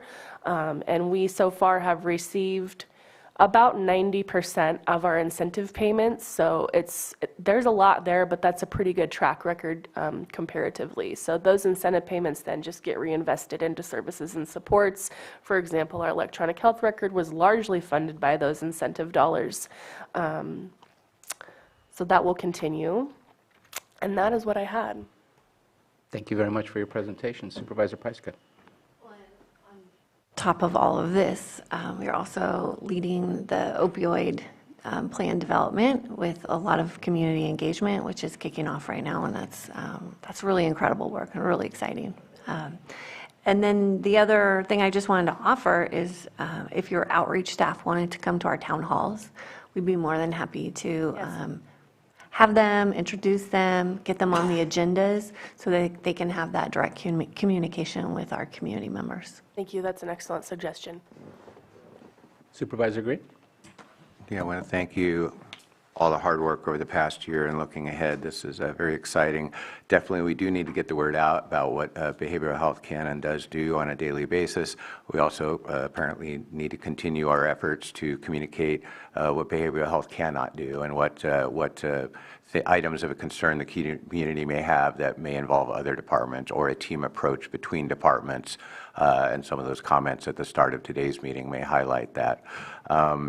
I'm not going to propose a formal metric. I just want to highlight the excellent job BH continues to do in supporting its various advisory bodies, including most notably Lake County Continuum of Care, Mental Health Advisory Board. If I were to spitball, and I hope to speak with admin later this year, understanding the amount of staff support and time involved in supporting these very critical advisory bodies, I think is important to quantify. I think you have one of the heaviest lifts, if not the heaviest lift among our departments, and so I appreciate all the staff time and support that is going into those advisory bodies. But I think having a metric to make sure that your department is adequately supported and our volunteers that serve on those commissions are adequately supported, that we have a better understanding of how we, between our departments, support our various advisory bodies, because it's literally kind of all over the map right now. And again, I hope people will feel free to outreach to you. Mobile crisis response team, I'm immediately thinking that you will get a mix of calls, people that are in actual crisis that you are authorized to respond to. You may get calls that may be more appropriate for a 911 call or something like that. And you may actually end up tag teaming, similar to like they do in the city of Lakeport on some of these calls with police response, sheriff response, I'm sorry. So the most complicated palette of programs and funding mechanisms and reimbursements that I could even conceive of listening to. You're rattling it off like it's all that, but I just want to, again, appreciate all the hard work you're doing on that. And as we move forward this year, I want to be able to support you, and I'm sure this board does too, in helping you do what you do best and also bring resources from other departments for the things that you aren't really authorized to work with. Thank you. Appreciate that. Any other comments or questions? So I appreciate seeing the ODS stuff being moving forward for July 1st, 2024. Definitely that to me could be I'm not going to say a game changer, but it expands the possibilities of the services available to our community members. So that's truly exciting. And kind of what Supervisor Green was saying, the COC is not on your list, but I know it's something that you put a lot of effort in and a lot of time into, and that's appreciated. And obviously, more conversations will be had about that, especially with the public comment that we received. But it's not easy, but necessary at the same time, and appreciate your staff's time on that. In looking at the metrics, I'm interested in, it's not listed on there, but what I'm interested is kind of like the unduplicated count of patients that are using our substance abuse programs and the unduplicated count that are using our mental health services programs to kind of get a concept of what those numbers look like. And it could be that some are in both rather than just in one box. And then my other interest is what percentage of each one of those duplicated counts are interacting with our jail. Because that is, you and I are both involved with the conversation with WellPath, and the numbers are staggering in our jail, which ones are not there because of substance abuse, but who are there and have substance abuse, and who are there and have mental health disorders. And so that to me is something that I would like to keep paying attention to, and a reduction in that percentage of those that are interacting with our jail, I think would be a absolute success in making sure that our jail can do the job that they've been educated and trained to do, because the needs of those with substance use disorder and mental health is a whole different requirement that your department is set for, but not necessarily our law enforcement and our correctional officers. Obviously, they have the assistance of WellPath and their staff, but looking at the numbers that have been provided to us, it's pretty staggering, the needs that are in our jail. So those would be the ones that I would be very interested in, as well as continuing to track the PIC count numbers. I know those are readily available to us outside of that, but putting all that together in one package, I think would really help us out to see how we're impacting those numbers in our community. Thank you, Mr. Chair. And if I may add, I would like to specifically call out behavioral health jointly with the Sheriff's Office custody side was awarded a PATH Round 3 grant, and the amount, I want to say it was $850,000-ish. And so myself and Captain Polich are working closely together. We just corresponded yesterday regarding what that's going to look like. Essentially, the initiative around the jail is that people who are within 90 days of release, for one, get their Medi-Cal reinstated, which is a huge deal, and for two, that we capture those people effectively in services. We've had conversations with WellPath and jail staff about the need for us to stand up an assertive community treatment team, which is a really high level of care that you might see similarly offered to somebody in care court or other, like those type of folks who really need like everyday kind of wraparound services. So that's happening, and I'm very excited, and I just want to give a shout out to Sheriff's Office and both the patrol and custody side for their partnership around that, and I'm looking forward to seeing how that plays out, hopefully to the benefit of, you know, the carceral population. Absolutely. Thank you for that. Anything further? Thank you very much for your presentation. Move on to Child Support Services. Tammy Widener. You're doing public comment? At 11. I don't have any hands in here. In Zoom. Yeah, no, I said that I would do it at 11. Okay.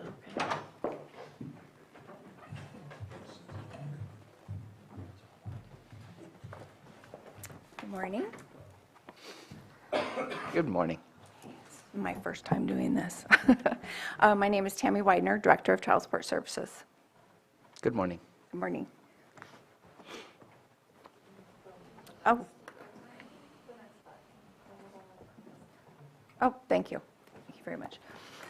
The accomplishments for the Child Support Services Division this last year was we are acknowledged by the State Department Director of Child Support Services, David Kilgore, for outstanding performance and increasing the number of families and children we served in 2022.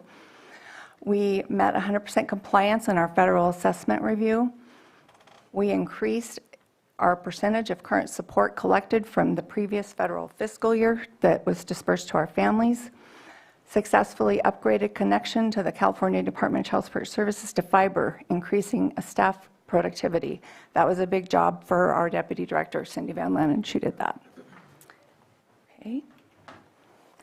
Our point of emphasis for 2024 is to increase the number of open cases and collections on current support, implement further social media accounts and links to promote our services to the community, continue to work on staff development and succession planning and training by utilizing multiple free online training platforms and training materials and sites provided by the State Department of Child Support Services. We are going to be replacing all our workstations and printers with new technology. We will begin sending child support collections received for former CalWorks recipients out the door, and that's going to happen in May of this year. So that's pretty good. Our data point matrix is the total number of cases that we process within the Department of Child Support Services in Lake County, total number of unduplicated participants, total number of children requiring establishment of parentage, total number of children being actively served, aided and non-aided, total child support payment disbursements, current support, and arrears. I would like to share that we did disperse $4,908,000 out the door this last year, which was really good. It went to the families, and we want to do public outreach efforts. Thank you very much for your all I have. presentation. Thank you. Any questions or comments? No? Great job. Okay. What I would say is on the metrics, the top four, absolutely 100%. That's what I would be interested in seeing. So appreciate that already being on the list. Other than that, absolutely great job, and thank you so much. Thank you. Was your first time, but it was easy. Next, we have Community Development, Maria Turner.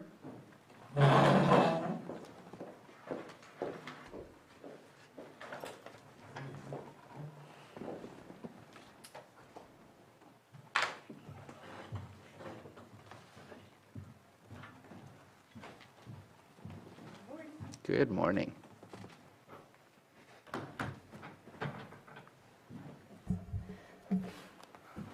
Okay. I want to be respectful of your time and mindful of my 7 minutes. So I'm just going to highlight a couple of I the... told you were limited to 7. You got to keep you moving. You got a lot of departments. So Maria Turner, Community Development Director. I printed out 10 copies of our metrics, so you can use that for reference later in case I go too quickly. Thank you. Oh.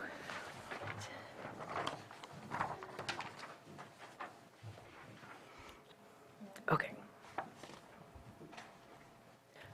First, while Joanna's passing those out, I will start with reminding everyone in the public and at the board that the Community Development Department has a vision of providing excellent public service through 3 priorities.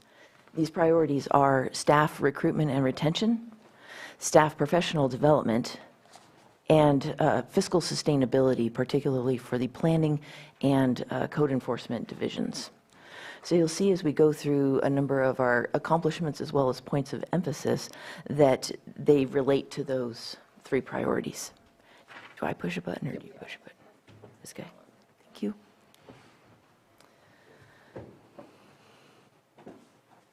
I just want to point out a couple of our accomplishments on this slide. One is our electronic permitting system. We appreciate the board's approval of the contract to go to OpenGov. It's going to be a significant transition, but when we get there, we're going to have staff trained on a streamlined permitting system that will also provide a clear public portal, which will help the public. When they have questions about what's going on at that property over there, they can click on a GIS and find out the permitting history and if there's anything active. When people are applying for use permits or any kind of permit, it walks them through a checklist. So we're really excited to get where we're going. And so the beginning has already started last year, so I put it on the slide because we are just now starting to grasp the breadth of the task before us, which we're already launching into now. Another one I wanted to point out was the third-party collections agency for citations and fines for code enforcement. This is extremely helpful as we go through this next year. The board has consistently prioritized our issuance of citations and violations and collecting of fines. And this third-party agency will help us to get there. Next, oh, sorry. So our points of emphasis, or what I think of as our goals for next year, highlight the Lake County 2050, our general plan and local area plan updates. And I thank the board. You're already getting the word out, because when I hear about different presentations that you're doing, you're already talking about it. So this is wonderful. We're very excited to update the general plan and the area plans. These are going to be community vision-driven documents. So it's really important that we engage the public and get the input, because that's the only way we're going to be able, like, we can't sit in our office and make this stuff up. We need to actually touch base with everybody on the ground and gather that community vision so that we'll know where Lake County wants to go in the next 20 to 30 years. Additionally, a later addition was the Climate Action Plan, and I am working on an amended contract for PlaceWorks to bring to you. Since they're already doing all the climate research for the safety elements, it makes sense that now that we have the funding, we add the Climate Action Plan to that work task list. We are looking forward to working with County Council as we look for development of tools that will help us deal with chronic code enforcement violation locations. So this could be a variety of things that we're still working with County Council, but we do look forward to making progress on that this year. More points of emphasis. The Cannabis Ordinance Task Force has worked diligently over a year, and on February 6th, the Board of Supervisors will get to consider their first set of the cannabis policy update recommendations. This will include the proposed cannabis business types, as well as the districts, the zoning districts in which they are recommended to take place, and the permit level required.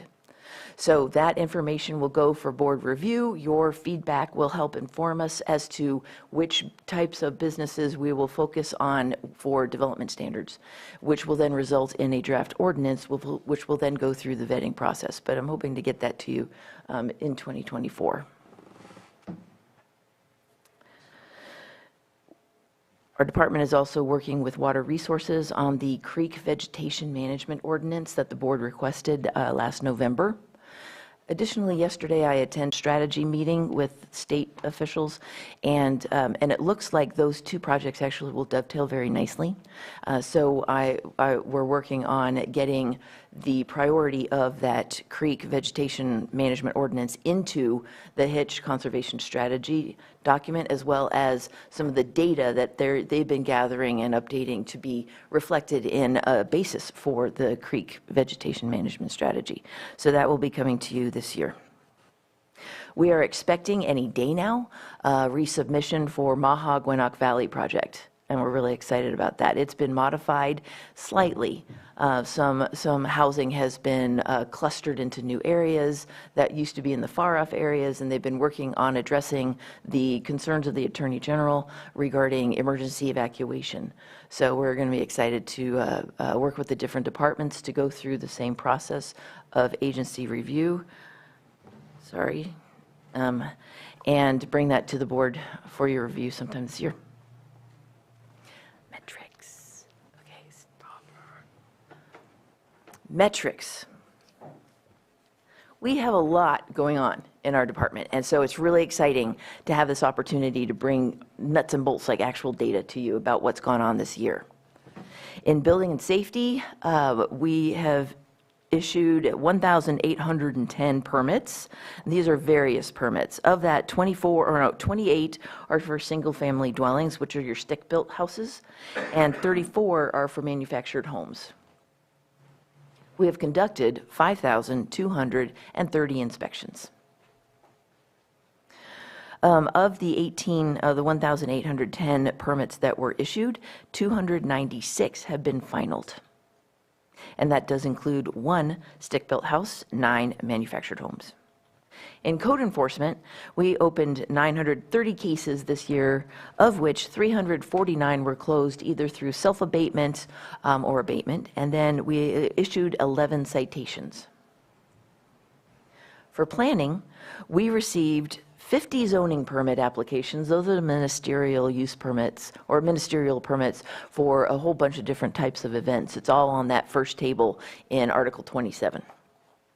We conducted 397 zoning clearances. These are the planning checks for building permits.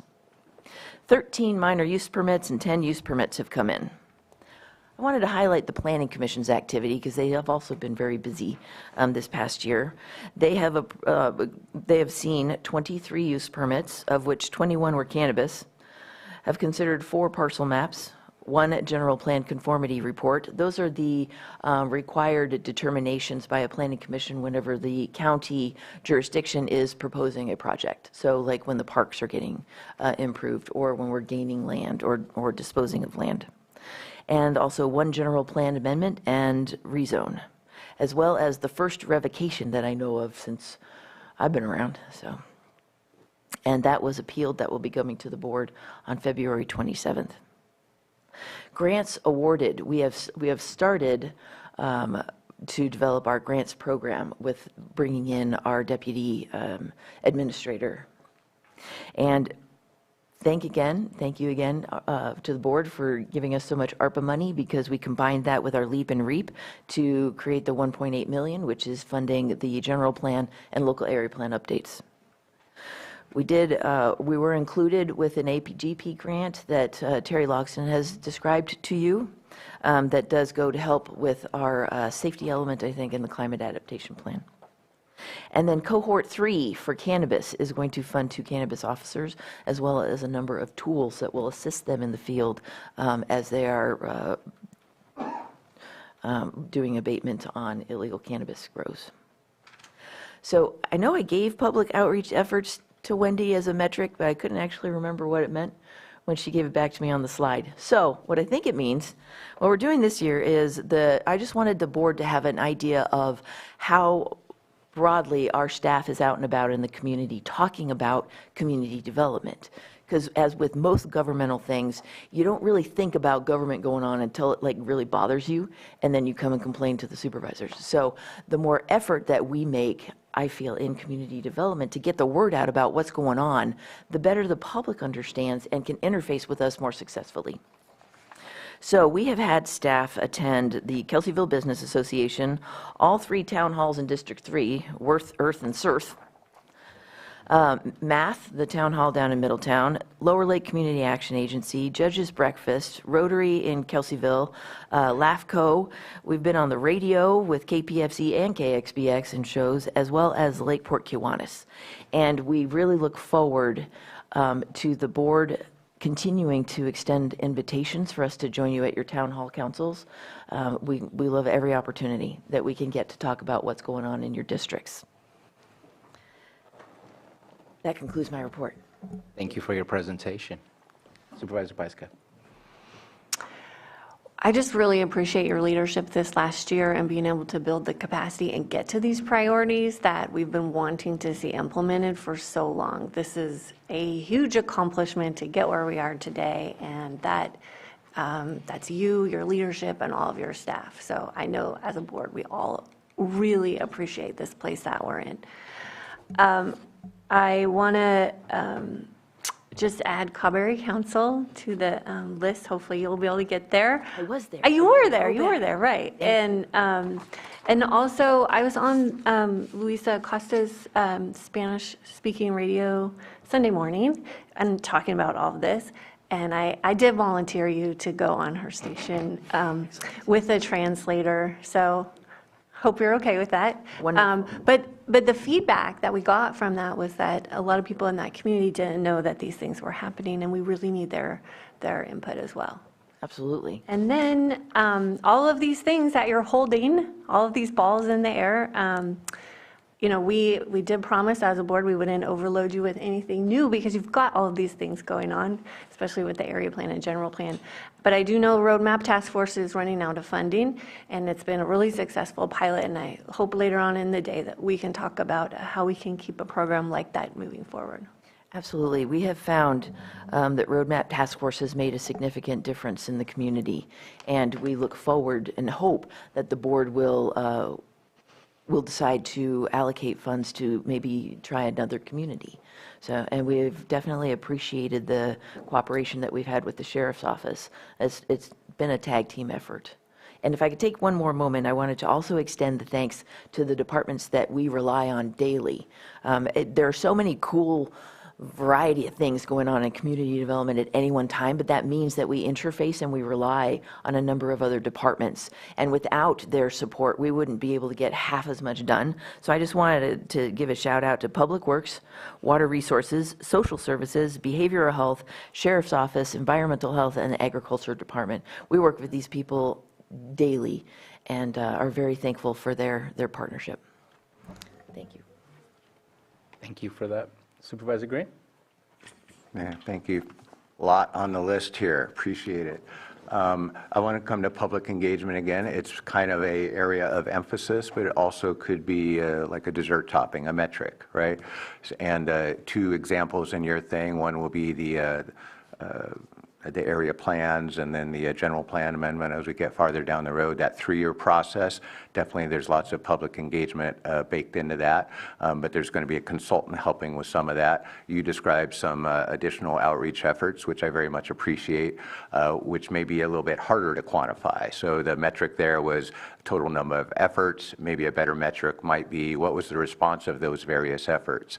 And again, I'm just spitballing now because I haven't fully gelled my own understanding of this, but if we're going to be consistent across departments and different initiatives in our public engagement, then understanding internally what level of staff support that requires, what different staffing positions might be involved in that.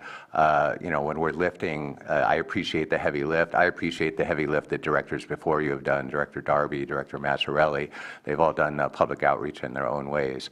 But to get kind of a common understanding between departments and future boards as far as how do we tackle public engagement in general, and then how do we quantify those efforts?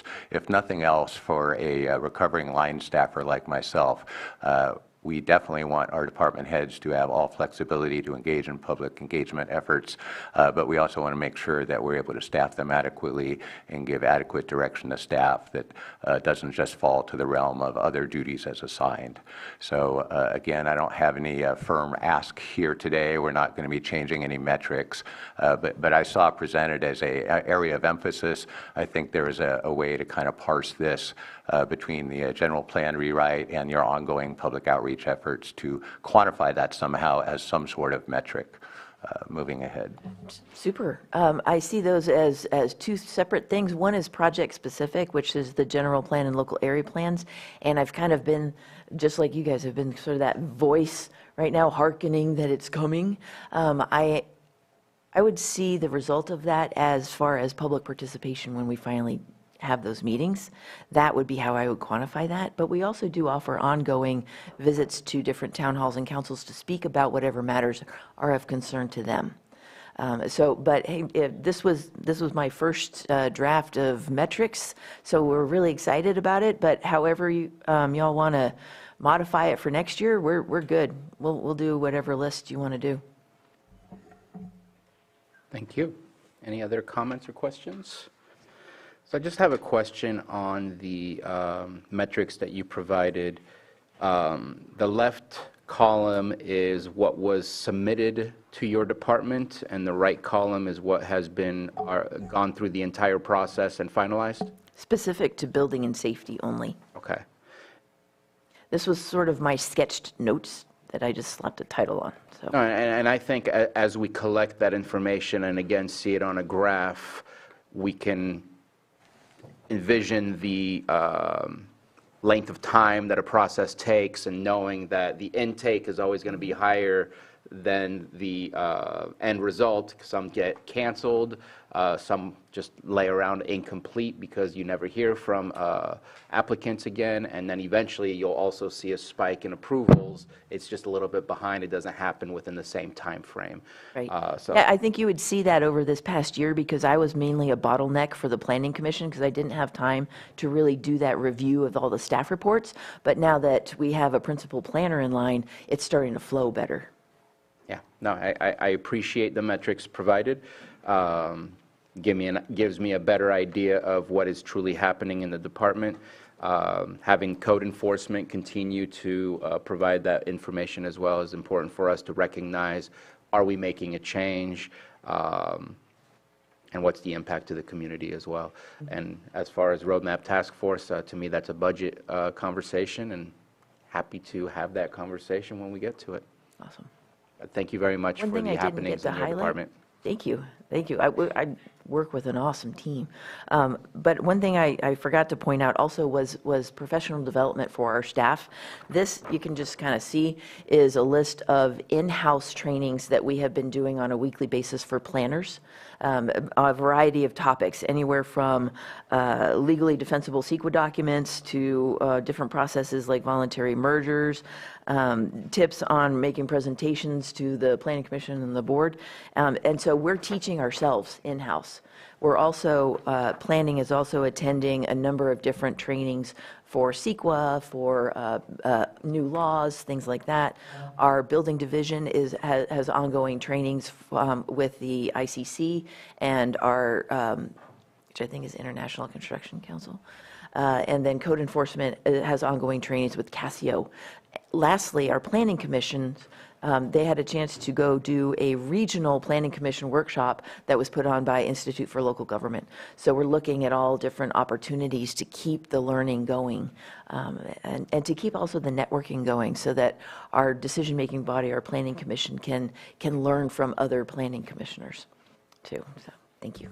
Thank you very much. Any further comments or questions? Thank you for your presentation. I'm going to open it up for public comments, see if there are any questions or comments from the public. I see none in the board chambers. And I see nothing in Zoom. So we're going to take a 5-minute break. Let's take a 10-minute break, and then we will come back and we will go back to our assessor recorder and then continue with county council. So back at 11:60.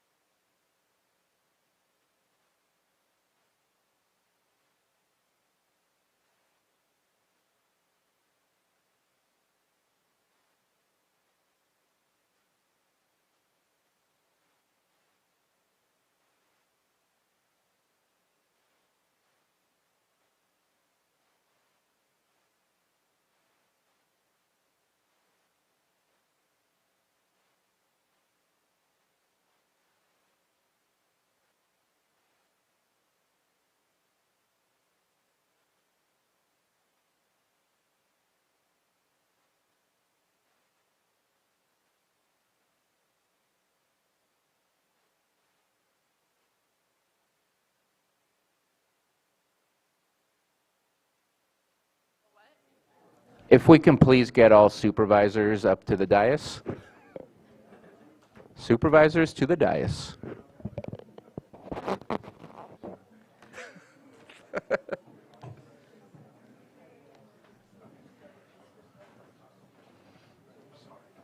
Need one more. There he is. Works.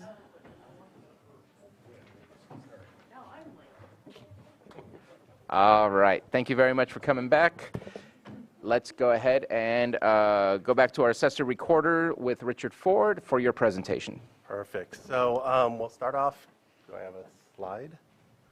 I think I got a slide. Yeah, and you could just use arrow keys. There we go. Okay, so to start off with our accomplishments, when I first took office, we had 10,800 Prop 8s. To give you a little bit of history of Prop 8, Prop 8 is temporary reduction of value after the base year value, right? And so properties for a lot of years stayed pretty stable in Lake County, so there was not a lot of movement there.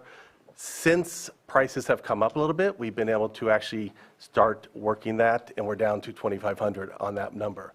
We don't know, there is going to be a number that is a permanent Prop 8 number, which basically means and I'm just going to give an example. Somebody who lives, let's say, in the Bay Area, not very familiar with our housing prices, buy the property that is going to be too high from their base year value, somewhere in the past got enrolled. They are on permanent Prop 8, which means they probably will never come off that Prop 8. It will never get to a point where we actually take them off of it. We're not at that number yet. We're not quite sure where that is because that would take a lot of time to analyze the 2,500, and honestly, we spend time working other properties. But that's a big accomplishment to get down to 2,500. That's pretty close to what we think is permanent Prop 8, which is considered our bottom. That will probably never get to zero, but that's a huge accomplishment operationally for us. You want to see that. It will always fluctuate historically as recessions happen, values change, those Prop 8s will creep back up, and then they get worked back down as the values come back up. The next accomplishment is we had an additional staff receive the advanced appraiser certification from the state. That is a very big deal for us. You have to take state tests. You have to take 6 of them, week-long tests, a lot of calculations, pretty heady stuff, and that is a great thing for our office to build our bench strength. When I first showed up, we did not even have one advanced appraiser on staff at all. The only person we had was a retired person, Jim, who actually worked for us part-time, and he was an advanced appraiser, but nobody on staff was. We now have, I think at this point, we have 6, I think it is, including the retired person, so that's a huge accomplishment for building our bench strength and preparing for succession planning in the future. The next one is the Tyler recording system implementation. That's very important because HowFile, our current recording system, basically they've stopped doing business in California and they basically are just holding pat for us. We are working with Tyler and we hope, a little bit echo. Did somebody open up Zoom and not mute? Should I keep going? Okay.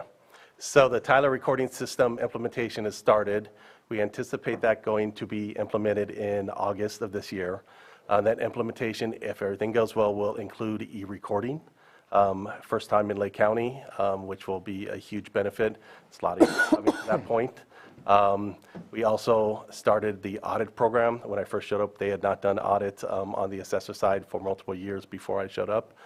It has now been going about a year and a half. We've had multiple settlements due to that. The audit program is basically comparing what somebody, it's usually on the business side, what somebody actually submitted as far as information compared to their future submittals, and basically doing an audit of that, in some cases doing a physical audit of assets. We have done those audits. We were required by state to do that and was not in place for many, many years. Has now been restarted, and that's a huge accomplishment for us. That goes into kind of the advanced appraiser and auditor appraiser certifications that we've been achieving. We have to have an auditor appraiser to be handling those audits. Otherwise, it has to physically be the assessor recorder himself. It's the only other way the law will allow that. So that's huge accomplishments for those. As far as our points of emphasis,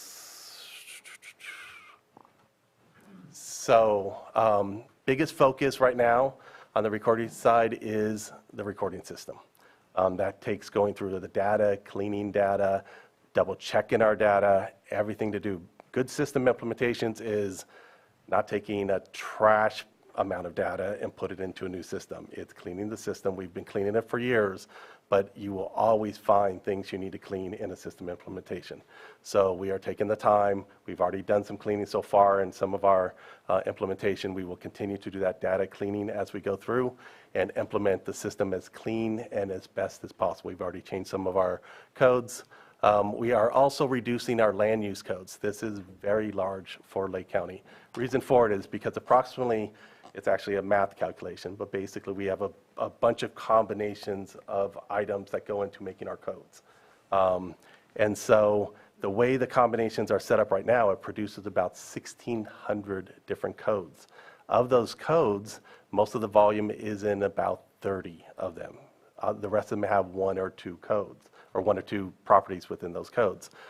We will reduce it down to about 30 at the end of this, which will be at the end of the tax roll. As soon as we end it, we will implement new codes. That is very common to a lot of the more, I would say, progressive counties, Napa, Sonoma, when it comes to Megabyte, which is our property tax system. Mathematically, that should speed up Megabyte because every time it goes through a query or a question, it's going to ask 1,600 questions currently. After that, it only asks 30, which should speed up the system substantially, make it more efficient, which is a big thing for Lake County. We will continue to build staff knowledge through our training. As you guys know, we train every morning. We also train every night. Every morning is on general topics. As an example, we're going through new laws, all the new laws of the new year. We go through that usually in January. And then on the assessor side, we do the same. At night, we go over realistic items. So if something was, let's say, an error, we actually train on our staff on that error at night, as well as on all our state. Anything, honestly, we can grab at the state or across the state. We grab and we bring it in. We've set up our actual kitchen and different offices to basically handle our trainings because we don't have a conference room in our office. And we'll continue to add state certifications to our office. You guys have heard me say before, I think it's very important for succession planning to make sure that traditionally the assessor recorder comes out of the office, and the reason for it is for the training. It's a lot of knowledge that you have to have for a lot of the things that we do, and a lot of them are laws, and they continue to change.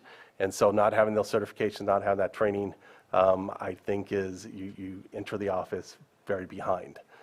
So I actually have all those trainings, all those certifications. I expect my staff to be working towards that same. As you can see, some of the improvements that we've done on our certifications. As far as key metrics, to be honest, I didn't want to give you guys a huge page of all our metrics because it is a lot. But our general metrics are, you just heard Prop 8, we went from 10,008 to 2,500. We basically have 67 new permits for SFDs. We have about 250 that are still outstanding out there. And that's our big focus this year is to get the SFDs done. The remaining permits that we have to work most of them are either solar or small cabanas or some variation like that, but much smaller dollar amount. So our goal is to get the SFDs done this year. We did about 18,000 recordings this last year. That's a little bit on the lower side from our high. We were at about 20 to 22,000 on the high side of that. So that tells you what's going on with the market. And then we had about 4,800 deeds recorded. So those are kind of just the big bucket metrics. There are a lot of other metrics you could go through, but literally we could go through pages and pages of metrics. You see some of my previous pages. So I knew I only had 7 minutes. I knew I couldn't go through all those metrics, but that's it for me if you have any questions. Thank you very much for your presentation. No problem. Jessica. Yeah, I was just, Supervisor Pyska. so the permits, there was a significant backlog. Do we still have a backlog, or where are we with that? We still have the backlog on the 4,000. We've worked some already. We've Okay. improved on the SFDs, so we've improved on that, and we only have 250 that we're intending to work before, in this case, July 1, when we close the tax roll. So that'll clear all the SFDs, except for, of course, what The comes. 4,000? The 4,000, most of that is solar or cabanas. So Okay. solar has no valuation whatsoever. Right. When somebody comes in and puts a solar, it's a note for us. We just put in the system, note that a solar came on until it gets resold on the next sale of that property. So from looking at priorities, we're hitting high dollar amount in the things that would affect property owners and community first, right, which is an SFD. You don't want that out there too far with escapes. Cabana in most cases is 10,000 or less in most cases. So once we get the SFDs done, that will be a much further dollar amount down and much easier for us to process it. So the remodels and all of those? Yeah, so the remodels is going to be kind of in the SFD world. Okay. And so we're hoping to get the 250 done in the remodels. The only remodels that we probably won't have done by that time will be anything that is non-permitted, because that's a discovery. We have to figure out that they've not permitted, something, and that's always true. Okay. Well, we all get the calls about their tax bills, so we know you're working through a lot of backlogs. Trying. Yeah. Trying our best. Any other questions? Supervisor Green? Yeah, we all do get the calls, and I got a couple in the last year too. So my question is, it's kind of a theme here today, but public engagement and public outreach and stuff like that. So whether it's in terms of area of emphasis or a future area, potential area of emphasis, or a metric that we could do, what should be done. And I'm only mentioning that because I had somebody who really mad at another department head who really should have been mad at you, and it took a little while for me to navigate that particular situation. So it's not in your presentation right now as an area of emphasis or a metric, but can you briefly explain what public outreach activities or public engagement your office can and do, and is there room for improvement of that in the next year? There's always improvement in that, but I'll tell you the two challenges. So let's talk recorder for an example. For years, I've had a liaison directly with the Realtors Association, who I communicate with on any topics that have to do with the recorder's office, or office hour change or any variation like that, which we don't change office hours. But anything in that, like at the end of the year, when it's really a very important time for them, we communicate that. We do the same thing with the title companies. They're pretty much a phone call away for us, as well as we send them memos.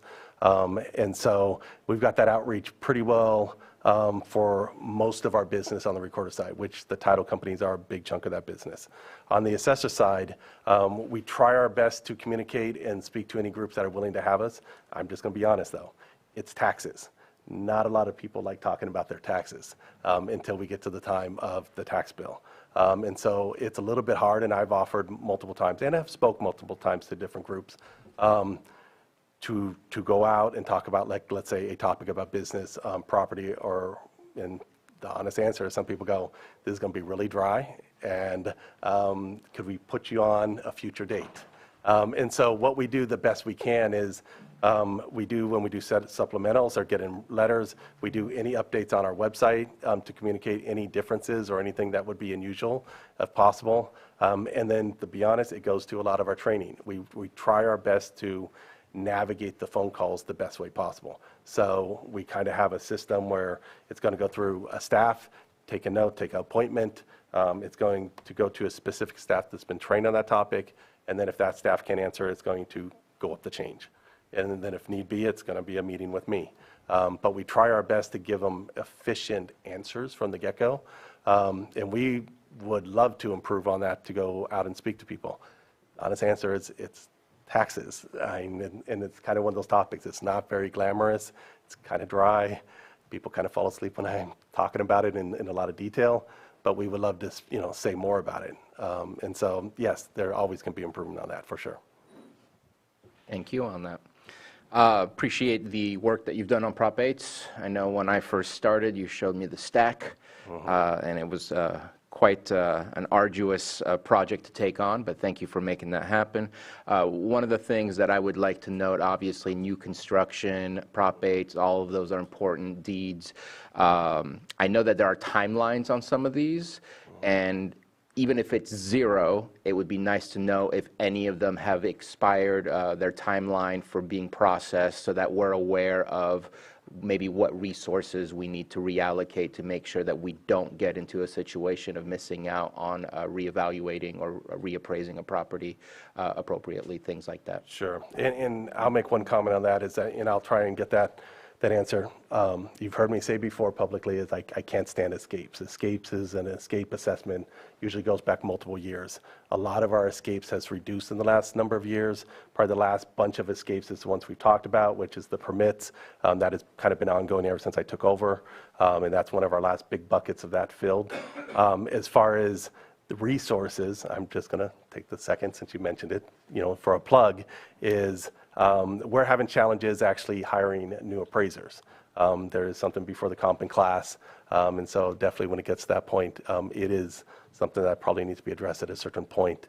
We're trying our best to get people in, and we've done different things for outreach on that, but that is definitely a challenge to get appraisers actually in. Most of our appraisers came from the recorder side, or I call it organic, basically grown, homegrown, start on the recorder side, have to be there a couple years, and then migrated over to the assessor side.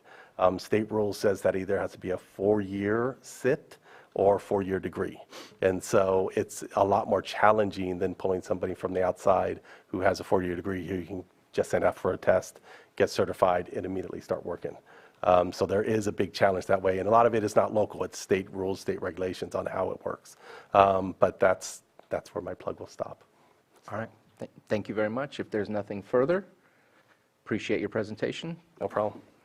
Thanks, guys. Thank you. Next is County Counsel, Lloyd Guintavano. Good morning, members of the board. So to start off with this presentation, there is some level of difficulty in pointing out specific accomplishments based on our office's role in assisting departments in providing legal representation and advice for the county. It's mainly due to confidentiality restrictions if we're going to get down to the specifics of the work that our office does. Now, we are a generalist office. That's a credit to staff. We have Rick Ensley, our risk analyst, and Jacqueline Fierro, our legal assistant. We have 3 deputies in our office, and we are all interchangeable when it comes to the type of work that needs to be covered in our office. But in general terms, our office reviews approximately, in 2023, about 792 documents for county departments. And that these documents consist of contracts, resolutions, memoranda, ordinance drafts, and other types of documents. On an ongoing basis, our office handles about 93 juvenile dependency cases. That translates to about 7 to 25 cases per week being called up for a hearing, for a juvenile dependency hearing, and that will depend on the court's calendar docket. So, and also in 2023, our office handled about 95 probate and conservatorship cases. Right now, it's being primarily held by one of our deputies, Joseph Wangmuller, but as I said, the other deputies, Nicole Johnson, Carlos Torres, myself, we're all interchangeable there, depending on what coverage needs to be addressed. That number for probate and conservatorship cases, it ranges from 3 to 12 cases per week, again, depending on the court's calendar docket and depending on the type of hearing that's being called up for that specific week. We go to the next slide. Because now we're going to cover the records request, and this is also credit to the departments who receive these requests, because it doesn't just come primarily to our office. A lot of departments receive records requests coming from members of the public, other agencies, other entities, but our office does interface and assist the departments as needed in handling these requests. As far as statistics go, our office spent approximately 56 hours reviewing, researching, responding, and coordinating with other departments to about 32 records requests during the fiscal year 2022-23. Now, for fiscal year 2023 to this year to date, and this is as of November 29, when we collected the information, our office spent approximately 36 hours reviewing, researching, and responding and coordinating with other departments to about 25 records requests. So I do anticipate that that number is going to go up because fiscal year hasn't ended. So as far as priorities, and I think that will be on the next slide, points of emphasis, rather, we strive to continue providing legal representation and assistance to the County Board of Supervisors and county departments. And the second point to that is we would like to prioritize hiring and retaining deputies and staff to promote an efficient workflow in our office. As it stands currently, we have 2 open deputy positions, deputy county counsel positions that we're looking to fill. Staff has done a very admirable job, of course, in keeping up with the generalist nature of our office. So huge credit goes to them because we do cover for a lot of these cases for each other when coverage is needed. And that includes, the 3 deputies that we have right now, the staff, Rick Ensley, Jacqueline Fierro, the 3 deputies being Nicole Johnson, Carlos Torres, and Joseph Lankmuller. But those would be the priorities. And when it comes to metrics, which I think is on the next slide, I think I covered much of that. Yes, I think we did. So if, as far as the specific numbers are concerned, if your board has any questions regarding those or would like to add any additional metrics, our office is obviously open to any ideas from your board. Thank you very much for your presentation. Any comments or questions? Supervisor Green? Yeah, just want to give great thanks for the areas of emphasis and for your first year after a long time holding of the office by your predecessor, Ms. Grant, to shepherd those changes and get your deputies in various roles of responsibility, in particular juvenile dependency cases, which I used to have some limited involvement in my prior role in social services. These are tough cases, especially the contested hearings, probate and conservatorship, very complicated, and these lifts are only going to increase in future years, especially as we look at care court coming online and stuff like that. So it is important that we continue to strengthen your office and fill those vacant positions. But I just want to highlight that the only metric I can provide is I've been hugely impressed and satisfied to see the work that is going on by your deputies, and every single point of outreach I've had to have with your office has been promptly and cordially met.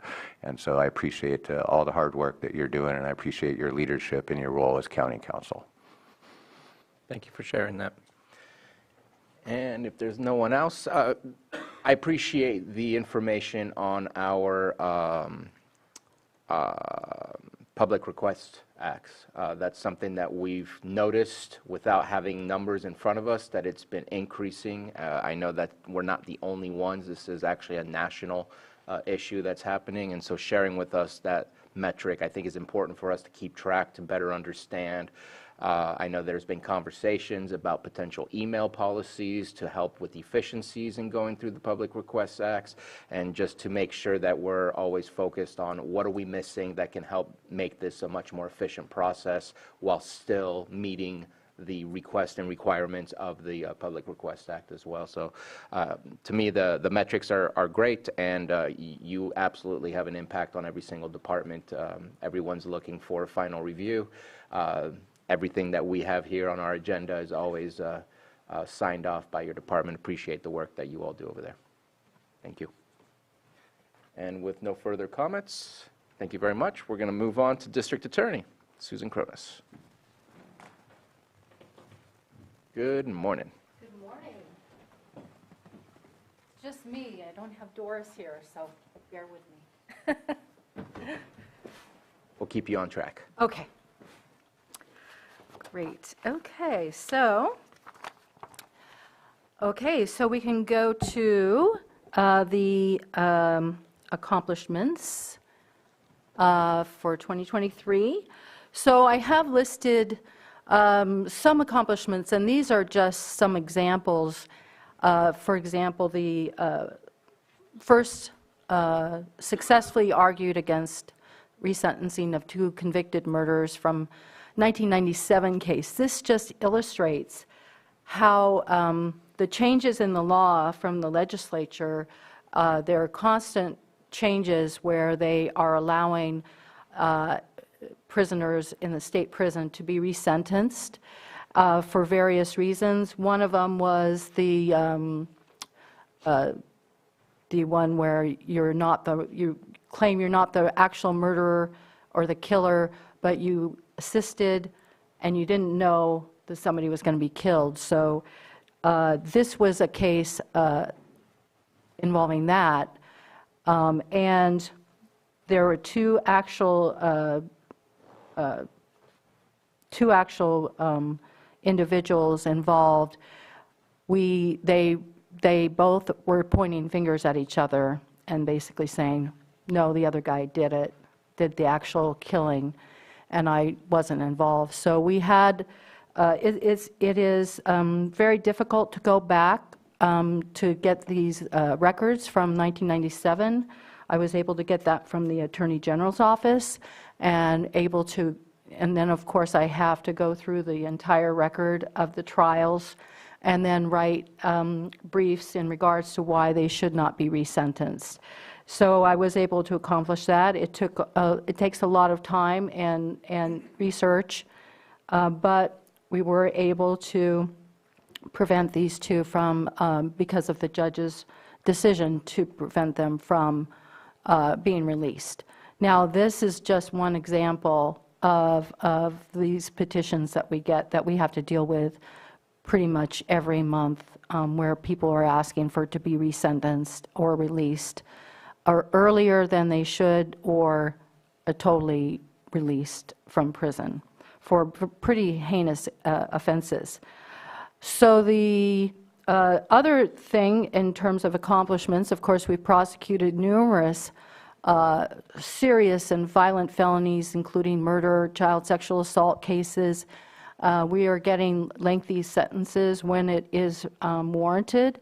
We also have been able to plea bargain several cases, even murder cases where we are lacking evidence to prove first-degree murder, but we are getting a lot of sentences for murder cases where they are getting 25 or 30 years to life.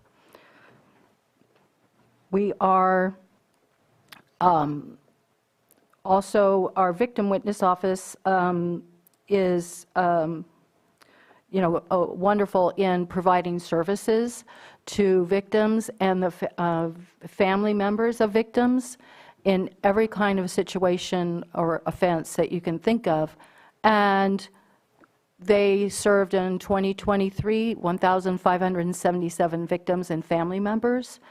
And also, they do a lot of outreach to the community, including, we all know, hopefully you all know about at Christmas time, the law enforcement and victim witness office get together and we provide gifts, Christmas gifts, bikes and everything to every family that they served during that year. And that's a tremendous thing because it makes that connection again, even if the family support, victim witness had, dealt with the family at the beginning of the year, then they come back and make that connection with them at the end of the year. So that's very important. We also have conducted 52 interviews, 2023 forensic interviews of children at our child-friendly interview center, the Hope House. And those are very important to have those interviews done in a certain way with a trained forensic interviewer.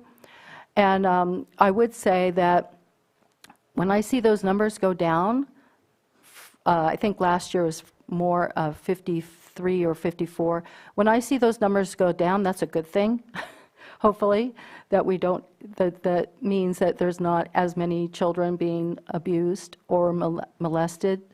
But I have not seen any year where we've had, fewer than,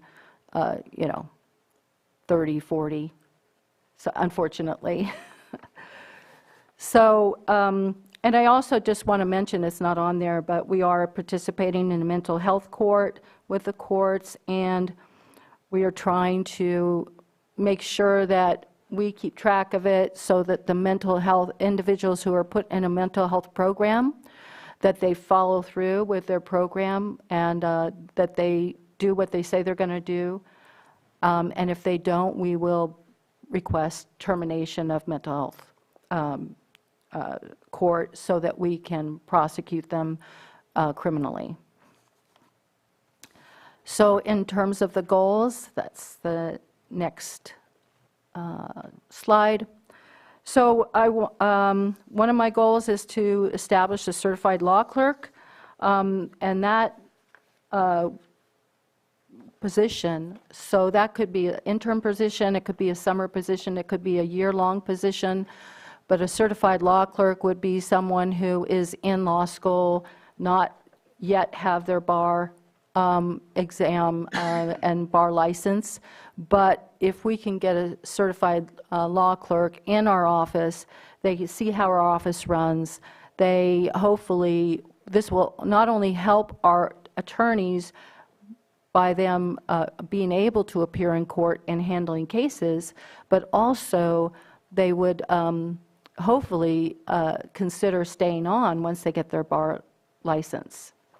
So that's recruitment and a certified law clerk, I think, are to obviously expand our recruitment efforts because we are short-staffed like everybody else, but I just lost my chief deputy, he's retired, and I lost another attorney in the office, so I'm trying to recruit, but I'm losing more than I'm being able to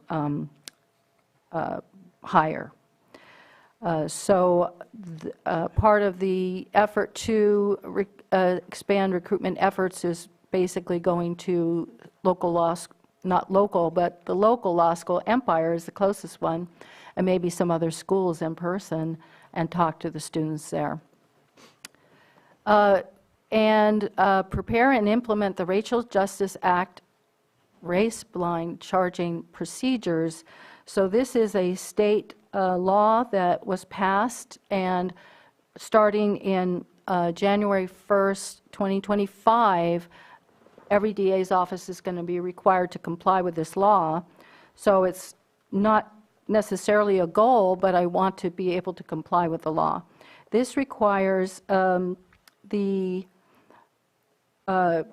us to basically go through every case that's, every sheriff's office or criminal report that's sent to us. In most cases, except if it's in custody, we were required to take out the name, the race, and other identifying information in regards to the suspect. That has to be done by some kind of procedure through some kind of computer program or blacking it out in the report. And then it's reviewed by an attorney to see if it would be charged, and then once the charging decision is made, then it has to be reviewed again to decide if having the information back in would have changed the outcome of charging or not charging. I think that there have been pilot projects in other counties where they have been comparing the before and after, and they have shown that it makes no difference in terms of charging or not charging in terms of race or any other personal information factors. But unfortunately, the state is requiring this of us, so this is going to be a challenge because it's going to take a lot of extra work. So I'm going to have to figure out how to implement this with the least amount of extra time, of staff time. And then lastly, work with a state and local government to reduce theft, crimes, drug addiction, and homelessness. And the reason why I say work with state and local governments is that this is basically a proposed proposition for the November ballot that the California District Attorneys Association is supporting and other legislatures are supporting, where it would change the laws into, it's threefold. It basically changes the laws in regards to drug possession. It used to be before Prop 47 that if you had drug possession could be a felony if you had, several prior misdemeanor convictions. So that changed. So now any drug possession case is a misdemeanor, no matter how many times. There is a diversion available, drug treatment available for anybody who is charged and convicted of drug possession, but since Prop 47 passed, very, very few people are taking advantage of that because their sentence is going to be maybe a couple days in jail and they don't have to do anything else. Same with petty theft. Theft now is, it's petty theft if it's $950 or less, and somebody could go into a store or whatever, take $900 worth of stuff. If they're caught, then we can only charge them with a misdemeanor, no matter how many times they go in and steal. We can't add it on the next day and the next day and the next day. So this new law proposal would change that so that if a person had 2 prior petty thefts, then the third one could be a felony. Doesn't have to be a felony, but it could be, we could charge a felony.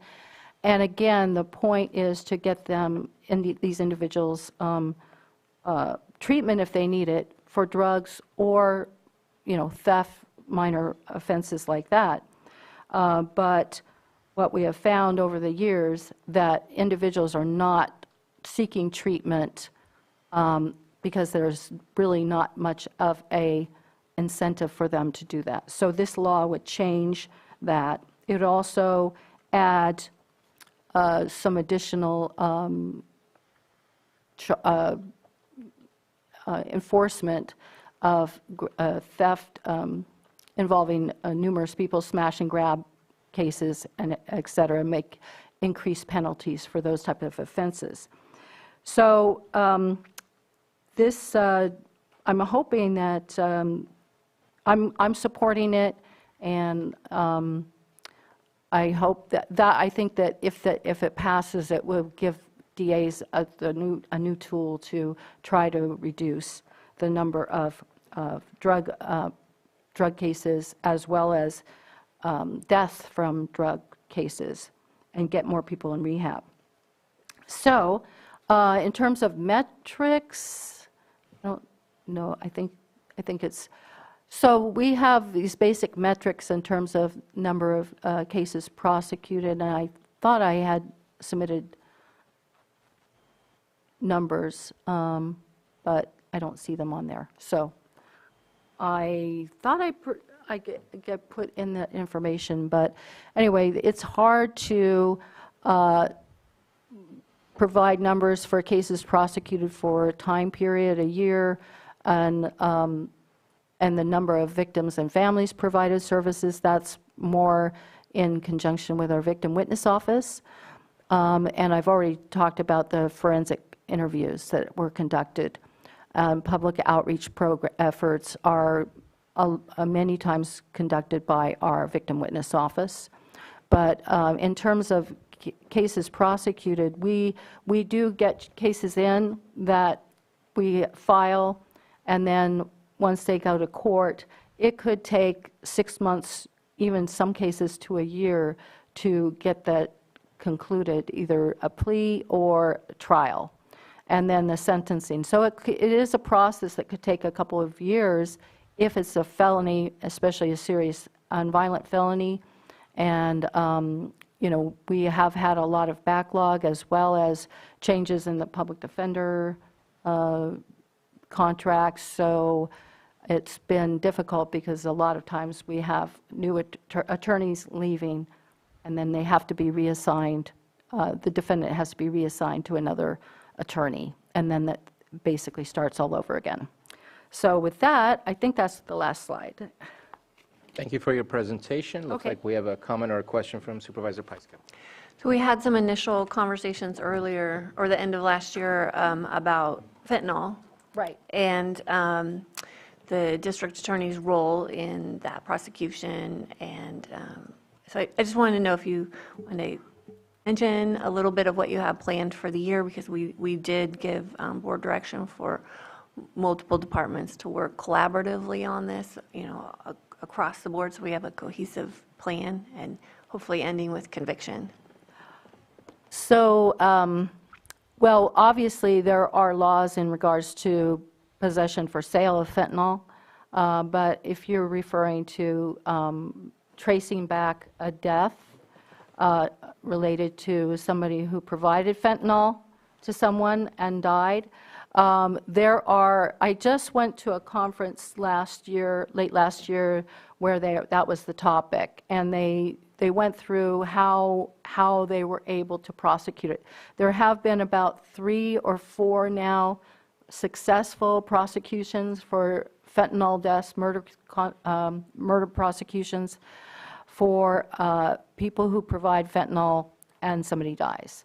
They're very, very hard to prove unless you, for example, you would need to be able to connect the person that gave them the fentanyl, and a lot of times it's not somebody in the community. They could get something online, or they could get something from out of county and bring it up here. So it is difficult to prove, but if we have a case that we can prove it, we would prosecute it.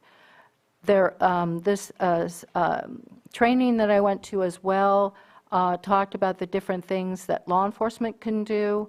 So I will talk to the sheriff in terms of the investigation of fentanyl deaths, because there are things that need to be done at the time that they find the person who has died from fentanyl overdose. It needs to be treated as a crime scene, and a lot of times it's just treated as basically a overdose, accidental death. So, but in this coming year, I'll continue to do that, work with law enforcement in regards to trying to have any case that is a possibility for prosecution. Now, along with that, there's a lot of things that can be done to make people aware in the public, and I also want to work on that to put out public service announcements and information in regards to that crisis. Thank you. Yeah. Thank you for the question. Supervisor Green? Yeah, thank you. Appreciate the presentation. Yeah, I'd be interested to see the numbers at the end of the metrics if they become available, but just wanted to highlight a couple things. Just because we're going to hear later from our new Chief Public Defender, so there's obviously been talk about our justice system as a whole, and some of the same things that we would ask of that office might be we'd ask of you, not just raw case numbers, but caseloads per attorney, and I know that's hard to slice and dice, versus a felony attorney that's going to be in trials all the time versus a misdemeanor attorney catching dozens or hundreds of cases at a time. But I just wanted to share that because of our interest in the Public Defender's Office. I've been doing a fair amount of court watching over the last several weeks, and I've been impressed. Definitely these courts are impacted, and it's a huge caseload on both sides of the aisle there. But you're taking everything that's coming their way. The prosecutors that I see are competent, are handling business, and are advocating for the safety of the general public, from everything from setting bail to, I was pleased, believe it or not, to see a cannabis prosecution with a felony attached for environmental crimes. And I haven't been able to follow all these cases from beginning to end, but it looks familiar. It looks like a well-run court system as far as the DA's office is going. And I also want to give a shout out to Victim Services, just because there was an acquaintance from my neighborhood that went through a DV case case, and again, the case is complicated, and they track months at a time, and maybe the disposition was not everything that she had hoped for. But she's always felt very well supported, both by the prosecutor assigned and by victim witness services. Moving ahead, you did mention a proposed ballot measure that would kind of mitigate some of the weirdness of Prop 47. I do hope we can hear from your office and other offices as we get closer to adopting a position. I'm sure CSAC will help inform us on that as well. But Prop 64 kind of gives us a model. We don't charge felonies for every cultivation case, but if you go 3 strikes, you're out, or if you're doing really bad stuff with the environment, there are ways we can upgrade to a felony. So I'd be interested to see how that ballot measure comes forward. I think that's just it. Thank you for all the hard work you're doing. I know it's hard to quantify for the general public, but what little I've been able to see in my spare time has been very impressive. Well, thank you very much. I appreciate that. Thank you for your comments. Anything further? So I think in the metrics, I get that the cases can take quite a long time to process, but maybe splitting it between new case and ongoing cases just to get an idea of what's added onto the caseload. Also, one thing that's on there that I've learned through my years here is there is a certain amount of time to file. And again, similar to the conversation we just had with our assessor's office, while most likely it remains at 0, it's nice to keep track of what cases were we not able to file in time and that have dropped off with our for our ability to go through a conviction process. I think that's important for us to acknowledge and understand where we're at with all of those. I know there's been some changes in your staff, and you're working on that and moving the chairs on the deck, but appreciate the efforts that you've made. And we did just go to a care court conversation with Senator McGuire and many of the North Bay counties or the North Coast counties. There definitely will be some things coming up that deals with our county council or district office and our district office and so many other things. So, district attorney's office. But thank you very much for what you do. Thank you. We're going to open up for public comment since it's 12 o'clock. See if anyone has any comments or questions regarding what's been discussed. I see no hands either in the chamber or on Zoom. So we shall move on to Health Services with our Interim Director, Susan Parker. Thank you, Chair. Just briefly, many probably do not know the full extent of the services that the Health Services Department provides. We have, in addition to public health, we have environmental health, veteran services. We also oversee jail medical. We also have a tobacco education program, and First 5, Lake, under the direction of Samantha Bond, is also under this department. I don't need my glasses to see that. So in addition to accomplishments, we did provide over 959 vaccinations throughout various mediums. We did trainings on Narcan and distributed over 1,600 Narcan kits. In addition, we've been actually, because we had some recent, not because of the TB, recent TB out, and it's not an outbreak, but some cases, we have staff following and tracking all the respiratory infections, STDs, hepatitis, and other diseases within our department. Next slide, please. We did complete the 2022 California Environmental Protection Agency evaluation of the hazardous materials program. The First 5 funded 10 programs that served a total of 5,464 individuals. I see Samantha just arrived, so I'll let her come up with Kim and Rainey in a little bit once we get through the slides to give you some additional updates. They adapted the veteran services to post-COVID environment, expanding the use of electronic tools that enhance access to veterans. Next slide, please.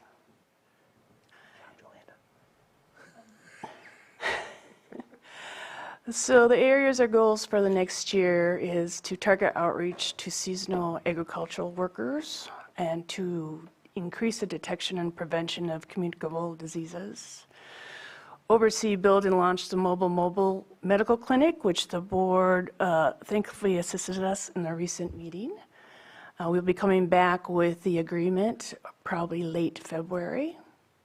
They launched a family outreach for the Lake County Public Health Home Visitation Program, serving infants and their families.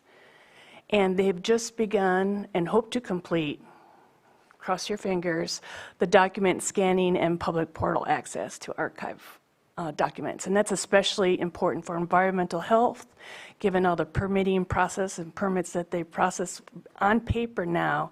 So whenever they get a public records request, it takes a significant amount of staff time and takes them away from the front desk. So with that ado, Samantha, Rainey, and Kim, if you could come forward, please.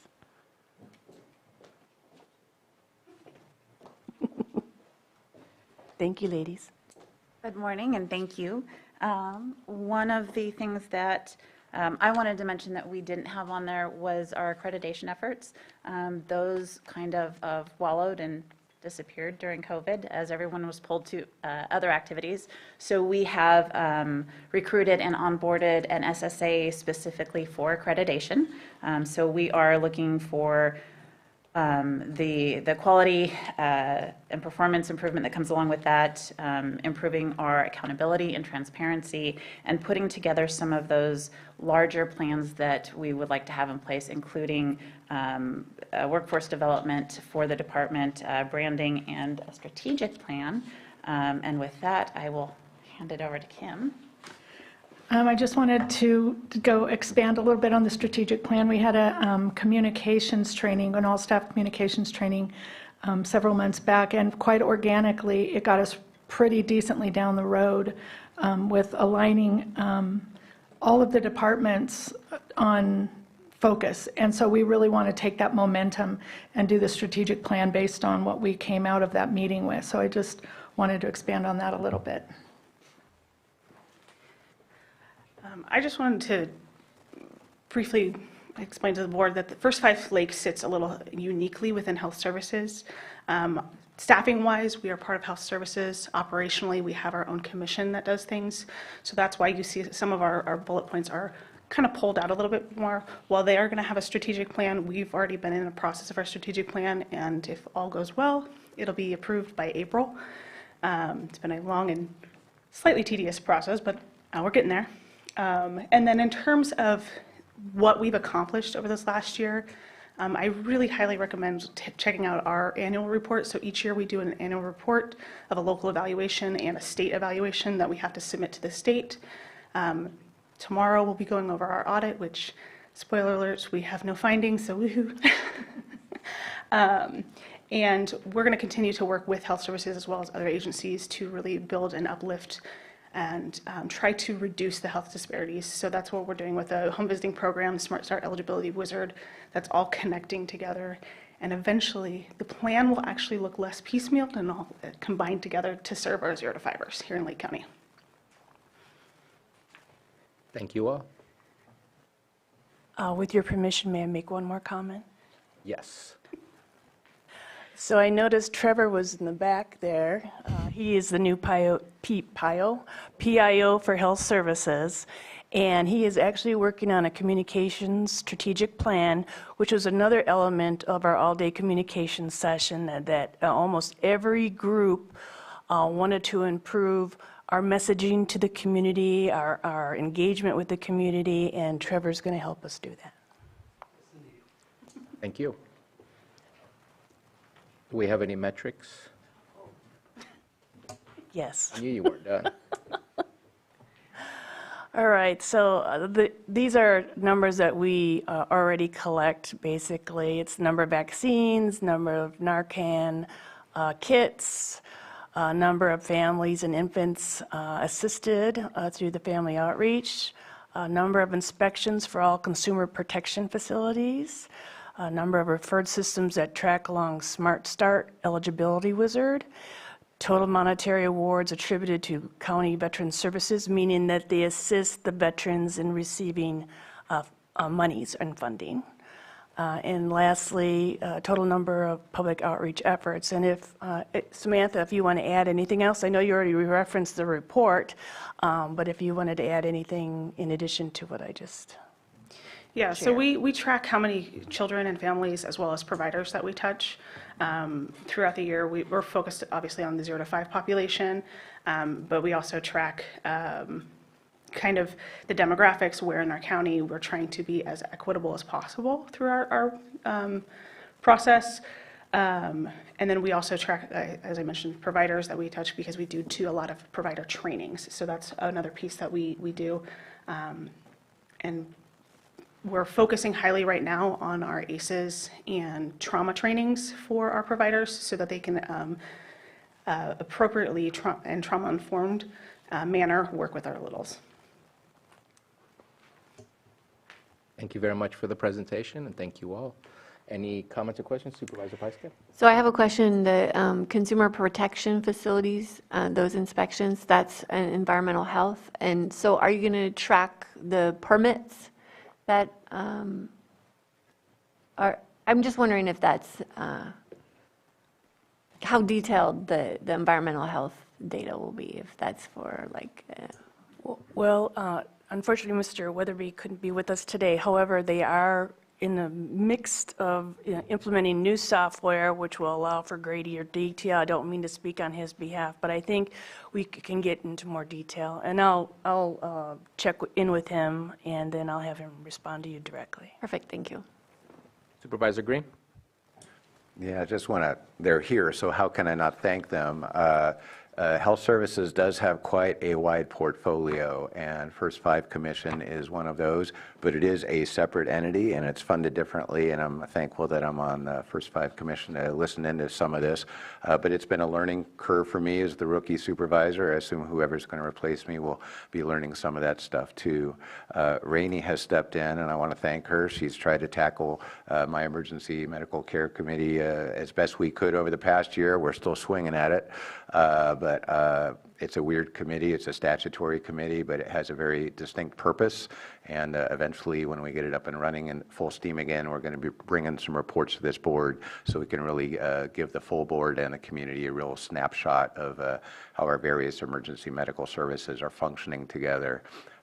These are complicated things. Mr. Weatherby is not here. Environmental health will have, I believe, an important role as the State Water Board regs roll out as they apply to wells and well completion logs or lack thereof. So it's hard to follow the bouncing ball. As a member of the general community, it's been challenging for me as a sitting supervisor, but I can reliably report that thanks to CAO Parker and the interim director of health services, we appear to be well on course. We're meeting our metrics, whatever they may be. And I would like to highlight that specifically CAO Parker was able to do this and be a cheesehead at the Packers game, and we have all survived. So thank you for all your service. Go Niners. Wow. All right. Thank you very much for that. Appreciate the presentation and the metrics. There are some that I'm curious about. I know you track this, but constantly being told of where we stand for infectious diseases. That's just something that we've had to deal with in the past, and we want to make sure that we continue to have a hold of that and manage that. The wells was not something I was thinking about, but having if we're going to talk about water and we're going to talk about some of these new regulations coming in as well, continuing to understand where we stand on permitted wells, that's all we're going to be able to collect, but I think it's important for us to have that number in front of us. I'd love to know how many veterans go through our veterans services, unduplicated count. That would be useful for us to continue to make sure that people are accessing it and not dropping off and not utilizing the services that are available. And also for the consumer protection facilities, I'm mostly interested in the violations. How many violations have we had and how many violations have been remedied? to make sure that our consumers of the area, whether visitors or whether local community members, are accessing safe facilities. So, thank you very much for the presentation and the hard work. Oh.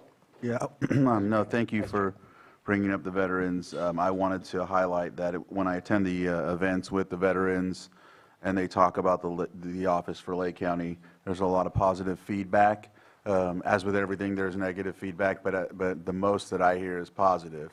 And they serve a lot for just having a few staff members. So just wanted to give them kudos for the work that they do, because I get more positive, a lot more positive than negative. So. And I'm going to have to agree with you that just spoke with somebody who's very blunt and doesn't beat around the bush, and had very high praise of veteran services and public health. So thank you for that. And so we're going to continue going until 1 o'clock. At 1 o'clock, we'll take a lunch. Is that okay with everybody to go about that schedule?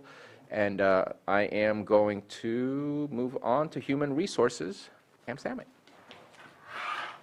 And now I get to say good afternoon.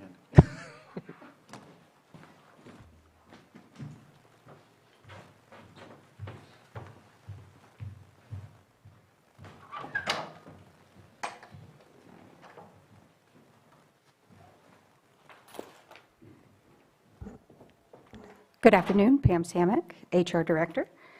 This year, we have 8 full-time staff members who do a multitude of activities. We couldn't do it without them. We have amazing employees in HR. We maintained a collaborative and integrated process for delivering HR. We input 400 requisitions, resulting in 163 hires and 50 extra help. We completed 30 interactive meetings. We updated our human resource webpage, including adding employee resources so they can self-serve or look at it after hours. We completed updating our diversity, equity, and inclusion web pages. We scanned 37,000 documents into Laserfish. And we completed county-wide diversity training. Some of the other activities, we were involved with coordinating district attorney training event and the health services all-day training events. Next year, our priority, next page, is on recruitment. Validating our Laserfish files, which we're probably 30 to 60 days from completion of all HR files. We'll be doing a mini compensation study, continuing to update our HR policies, adding leadership training, and we will be resuming and enhancing employee training. As far as our metrics, we will be looking at hiring. So as I said, we did 400 requisitions, resulting in 163 permanent hires and 50 extra help. Terminations, our turnover rate last year was 15.23%, and government last year was around 20%. So our turnover rate has reduced. Last year, we had 143 full-time permanent terminations with 33 extra help. And our first year termination rate went down last year, was 19%. Previous year was 46%. 46% of our new hires left within the first year. So that is quite an improvement.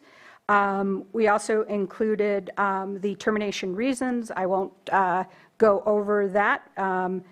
And included the boards that we are currently advertising, which I believe has really helped improve our recruitments and improve our diversity hiring. I've included in this page our diversity hiring and our department diversity rates. I won't go over each one of those because that's a lot of time, but have included those for your review. Any questions? Thank you very much, and thank you for being brief. Any questions or comments? Supervisor Green. Yeah, I appreciate the metrics, the DEI in particular. And one reason I mention that as we capture that and we have the chance to review it is we can do course corrections if we need. So I'm assuming gender is going to be one of them data points in there. So, it's hard to even raise the issue without getting very department specific or division specific. But we do have some gender disparity issues among some of our departments where we're kind of overrepresented in some respects. I don't know, I'm not asking you to respond to that right now, but I'm just saying I've seen it both as line staff and now in my current role as supervisor. So obviously we have work to do. We can have emphasize DEI-friendly work policies and all that. But at the end of the day, when it comes time to make a hiring decision, I feel for any department head that has to do that. You're going to have to fill the seats how best you can. So how do we balance that need to staff up while also being sensitive to DEI issues and how we can legally apply those to the limited extent we can? Right. And I did include gender by department and diversity by department in the presentation that I sent to you. It's also updated on a semi-annual basis on our webpage. Right now, as of 1/3, we're 57% female and 43% male. So overall in our gender. And varies greatly depending on which department we're looking at. Thank you. True. Any other comments or questions? Appreciate the DEI. I know you and I have already discussed and looked at those numbers maybe 6 months ago, 3 months ago, something along those lines. It's definitely something to keep aware. One of the things that I'm feeling is something that we should take a look at is maybe if it's possible, again, I'm not looking for something that's complicated. I know this, you have the information, and it was just about getting the query. But is it possible to get that level of information when it comes to management or leadership roles within the county? I think that speaks volumes as to inspiring others to want to move into those types of positions and just kind of seeing where we stand and where we are and just making sure that we're doing everything we can to make it as available for everyone to participate in the application process and becoming a candidate and being interviewed, and appreciate the separation of applicants who was interviewed and who was hired. I think that definitely, I'm not sure exactly what I can glean from that, but it definitely leads to some thoughts, and it's very appreciated. Sure. I think we can see that we looked at 3 years' worth of data the last time we had this discussion, that there are definitely improvements, but we don't have a diverse community. So given the lack of diversity, we're doing on par with what our community is. And I think broadening some of our diversity job boards will help continue to drive in more candidates. And personally, I think representing our community within the agency is exactly what we should be looking to do, rather than something completely different. We should look like our community in the way that we are put together. And I think we're getting much closer. And I appreciate that, and I hope that we can see again from year to year what is the progress or what is the change, so we can see if it's moving in the right direction, moving in the wrong direction, so on and so forth. The turnover rate, absolutely important, just how much time is being spent trying to hire and go through the training and go through all that process. So keeping track of those things, and again, year to year, I think is really important, so I appreciate seeing that. Yeah, I really love seeing the fact that we're not losing 46% of our new hires in the first year, because that's just for every department that is disheartening to lose that and do training and then start it all over again, and takes up a lot of time in all of our departments and in HR. I mean, we employ probably 4 full-time people that do nothing but new hires and terminations. So Improving that rate means that we can spend more time working on programs and training and updating forms rather than data entry. Appreciate it. No further questions. Thank you very much. We're going to move on to information technology. Shane French, who's been waiting patiently.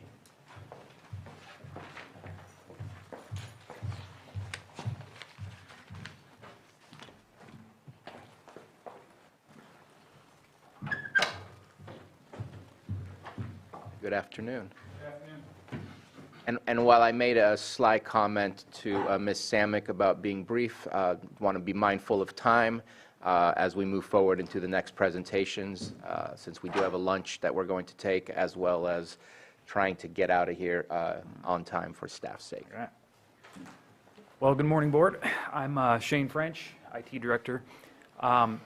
So for accomplishments for 2023, we had a productivity software modernization. This was our Office 365 onboarding, a change in that Office suite. Basically, we've been kind of holding that back for a number of years due to cost reasons.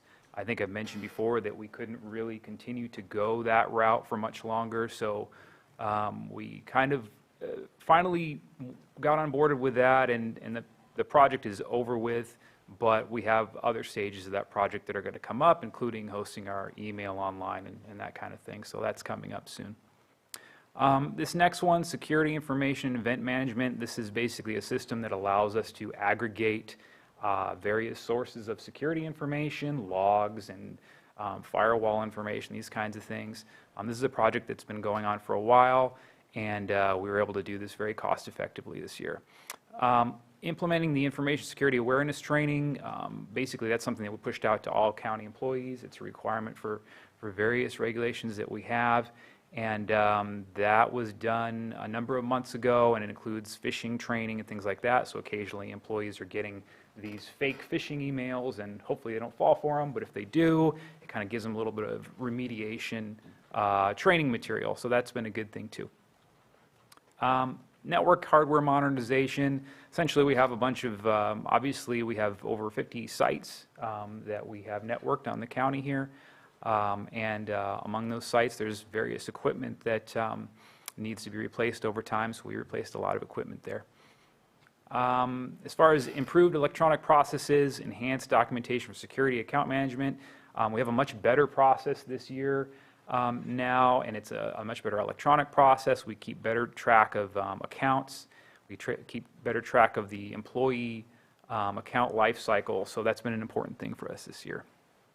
Points of emphasis, we want to complete this managed detection response initiative. This is essentially a system, it's a very advanced malware and abnormality detection system that we've implemented, and it's also a second set of eyes. It's actually a 24/7 SOC, a Security Operations Center, is actually watching all of this information come through, and if anything happens that really ought not be happening, we will immediately be notified. So it's really improved our security posture, and we're hoping to complete that project this year. Replacing data center infrastructure, just like I mentioned with the network, we obviously have a number of various systems in our data center that provide services throughout the county. Those age, they need to be replaced. We're doing some of that this coming year. Multi-factor authentication, it's a requirement that's been around for a while, and we're a little bit late on this one. We are in the early stages of getting that implemented. Basically, additional security factor for logins and various systems that will protect accounts and county information. We're going to be conducting a cybersecurity tabletop exercise that will allow us to basically step through our response plan for a cybersecurity incident. And then, opportunities for service spend and reduction and cost control. I think I've mentioned a few times that I've been up here. As we are onboarding with more and more cloud services, those things come at a cost, and we have no control over the cost.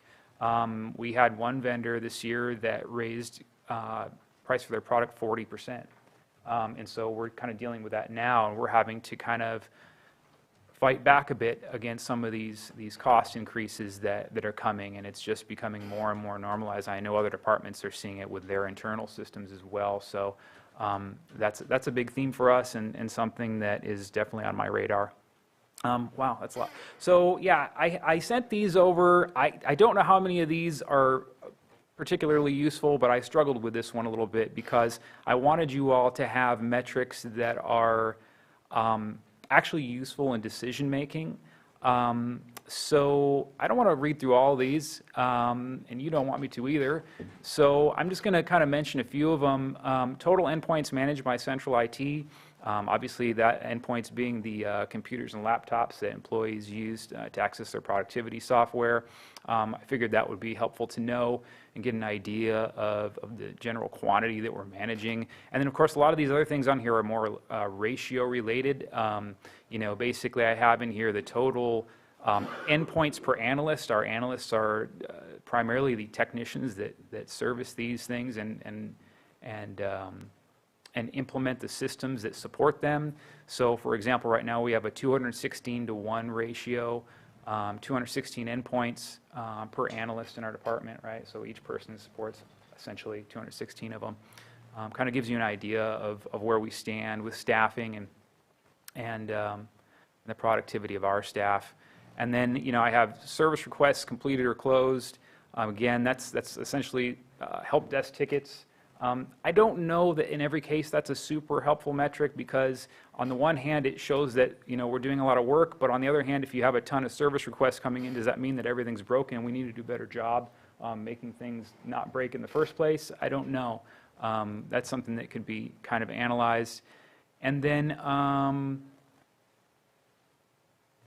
you know, total yearly per user productivity services software costs. Essentially, again, that's a ratio of how much are we spending on these cloud services, for example, per end user. I think that can kind of give you an idea of how much it costs to support one individual's productivity, general productivity. Again, this doesn't account for the costs that are happening. Every department has their own productivity softwares and tools that they use for their own department. So, but it kind of gives you a general idea of what our spend is for supporting one employee. That's pretty much it for me. Thank you very much. Any questions or comments? Supervisor Green. Yeah, just real quick on multi-factor authorization, that we've probably spoken before about the proliferation, if not close to sole reliance on personal devices for our employees who interface with the required platforms on their jobs. So, but I'm still not aware that we have a master policy that would address that. I'm also still aware we have two main flavors of IT, most of which you cover, but a certain subset in social services that may fall under a different mix of state and federal policies and what have you. So there's just two trends I see. Like you said, if it's going to be all cloud all the time, you know what local instances or backups are being made that insulate us from massive cloud failures across these various platforms. And again, going back to two-factor authorization, you know, how do we even come to any common understanding of, are we on some device agnostic nirvana where it's all cloud all the time and we're all zooming in with our cell phones, or do we have some ability in some departments, specifically departments that have really sensitive information where they might use, I don't know, they use the word dongles, but other forms of authorization that would not necessarily involve a personal device? Yep. So our technology governance committee is actually working on that right now. We have a kind of a policy draft that we're working on that we'll be bringing to your board that will address some of those questions around personal devices. Obviously, we can't require employees, wouldn't want to require employees to use their own personal devices, but the thinking is we want to allow those who would opt into that to do that. They don't want to carry two devices, for example. So we want to make it as convenient for staff as possible and make it as fair as possible. Yeah. Appreciate that. Of the metrics that you have on there, you spoke about service requests. Maybe the average time to close out those service requests, since there's the potential for a lack of productivity while waiting for the service request to be completed. Maybe that can help us to understand the needs of your department and also the impacts of the service request on other departments.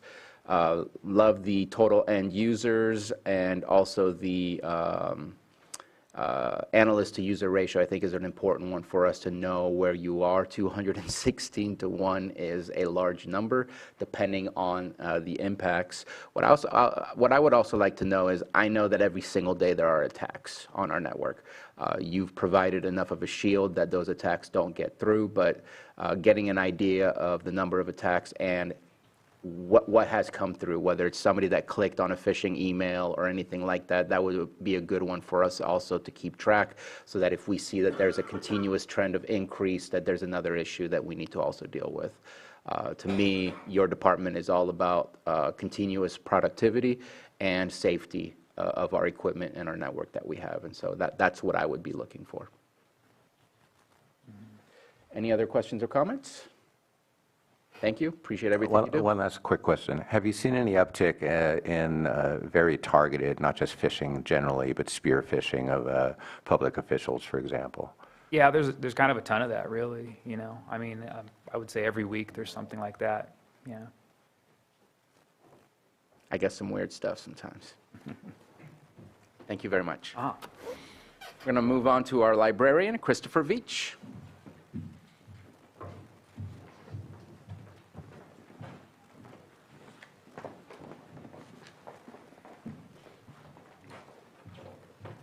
Good afternoon. Good afternoon.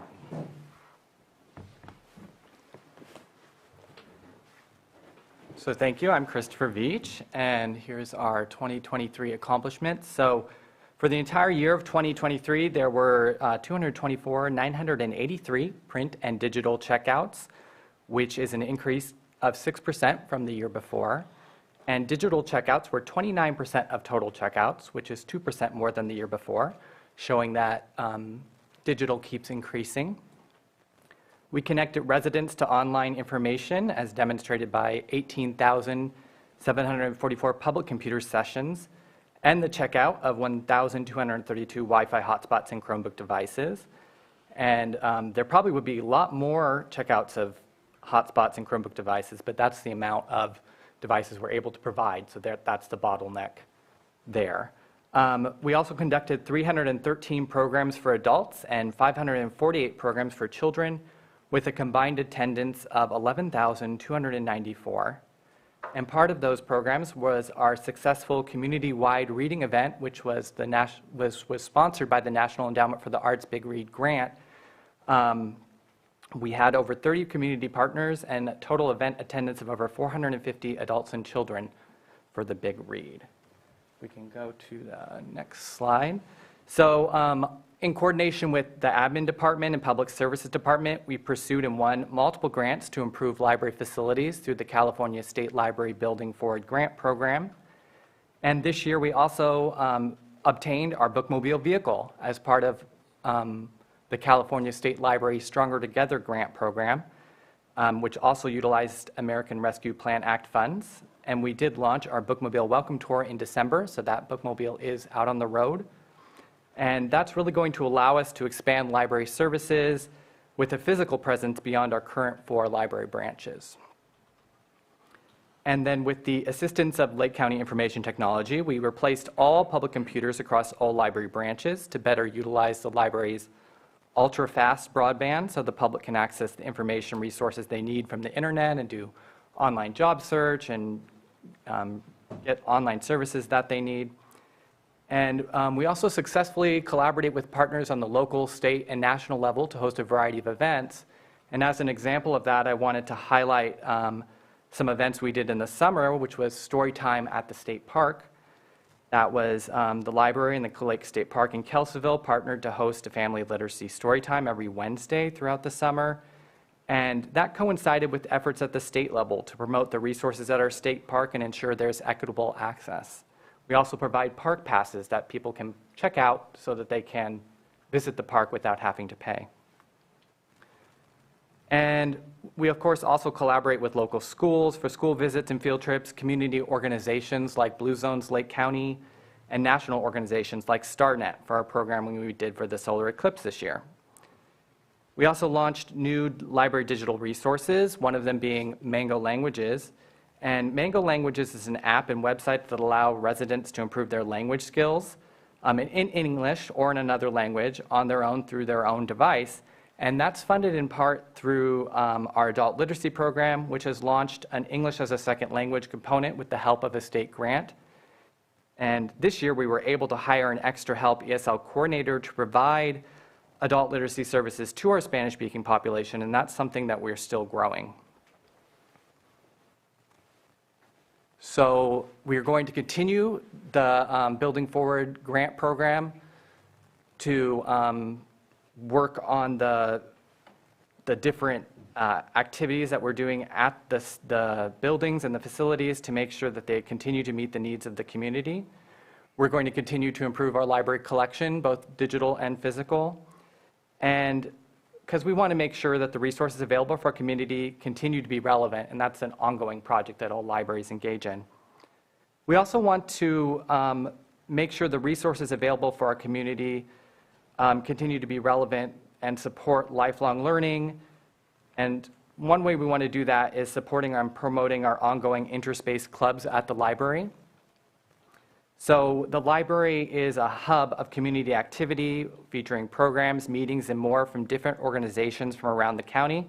And residents can do things like attend a cooking class, learn to knit, get tech help, learn about fire safety or about the lake.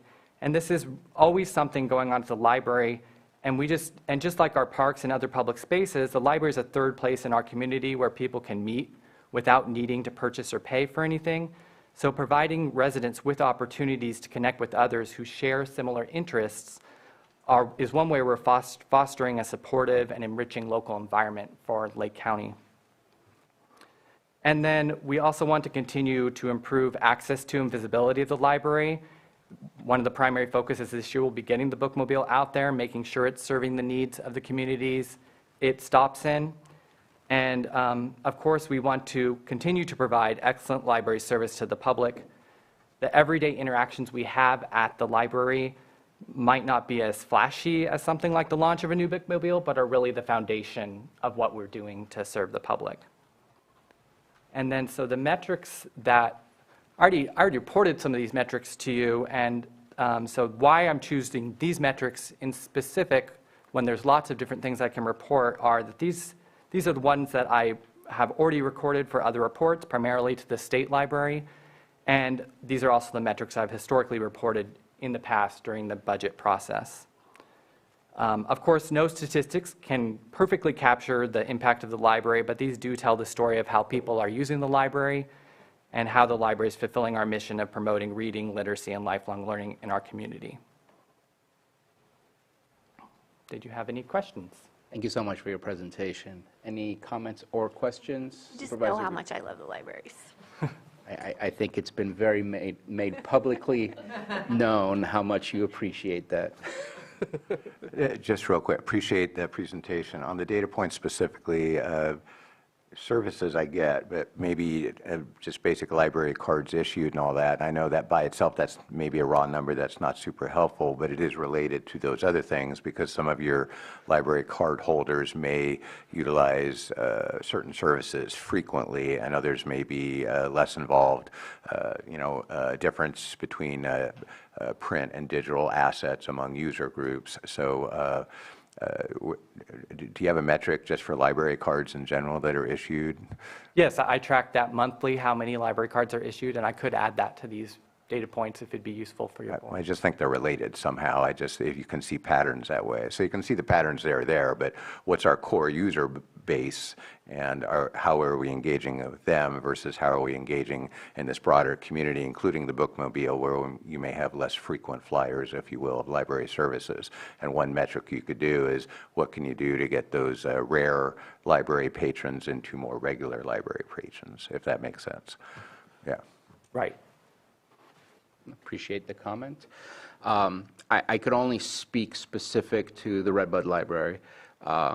I appreciate all the work that you do, your staff at that specific library. I am absolutely impressed with their interaction with the public. I feel like they're not necessarily running a library, they're running a community center in the sense that they want to bring in youth and activities outdoors as well as inside the library, and I couldn't appreciate that any more than I already do. So kudos to you and your staff on that. I'd love to see a numbers that separates the interaction with the bookmobile versus the actual library itself. Kind of like there's that separation between digital and hard copy stuff. That would be nice to see, just the increase of the use of the bookmobile and comparison.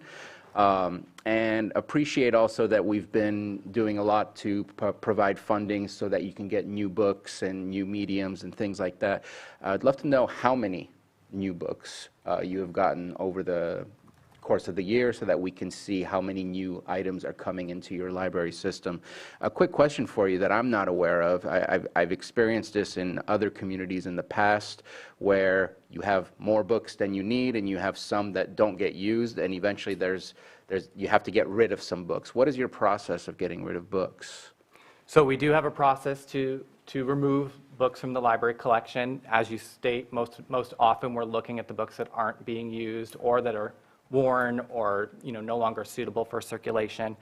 Our process for that is we remove them from the library collection. They go to our Friends at the Lake County Library group first, who tries to sell them locally on book sales, and then that money does eventually come back to the library to purchase even more new materials or to support events. We also, in order to try our best to get books reused instead of recycling them, we also work with a company called Better World Books that tries to sell them on the internet or gives them to people in need around the world. Okay. Thank you. If there's nothing further, appreciate your presentation. Thank you so much. Thank you. Oh, well. Wendy's already ready to go. Next, we have probation. Wendy Monfrance. The library is a tough act to follow, and I always admit that. Do you have a mobile? I will. It will be wrapped this week. So Wendy Monfrance, Chief Probation Officer. Thank you for having us here today. I'm just going to highlight a few of the things and not just read to you what's up there. But a couple of our key accomplishments this year was first our Resilient Reentry event we had in October at the Woodland Community College. We had over 40 vendors participate, over 100 justice-involved or former justice-involved individuals come and learn about services, learn about expungement, ways they can change their life, go to school, things like that. And it was a great event, and it was our second one, and we plan on moving that forward again this year.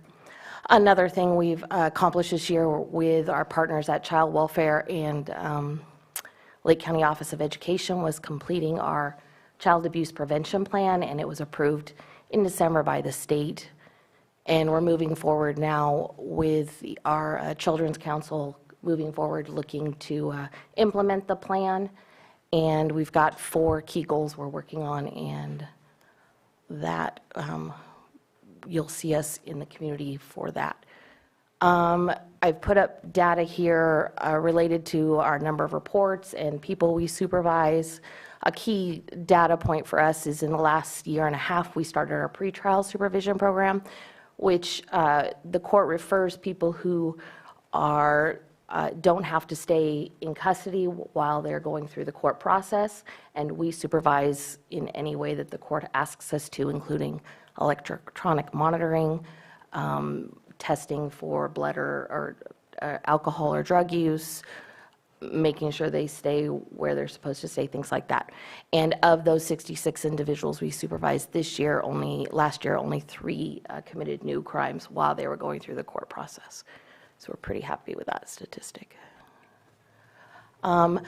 This next year, one of the things that we're working on is creating housing for justice involved.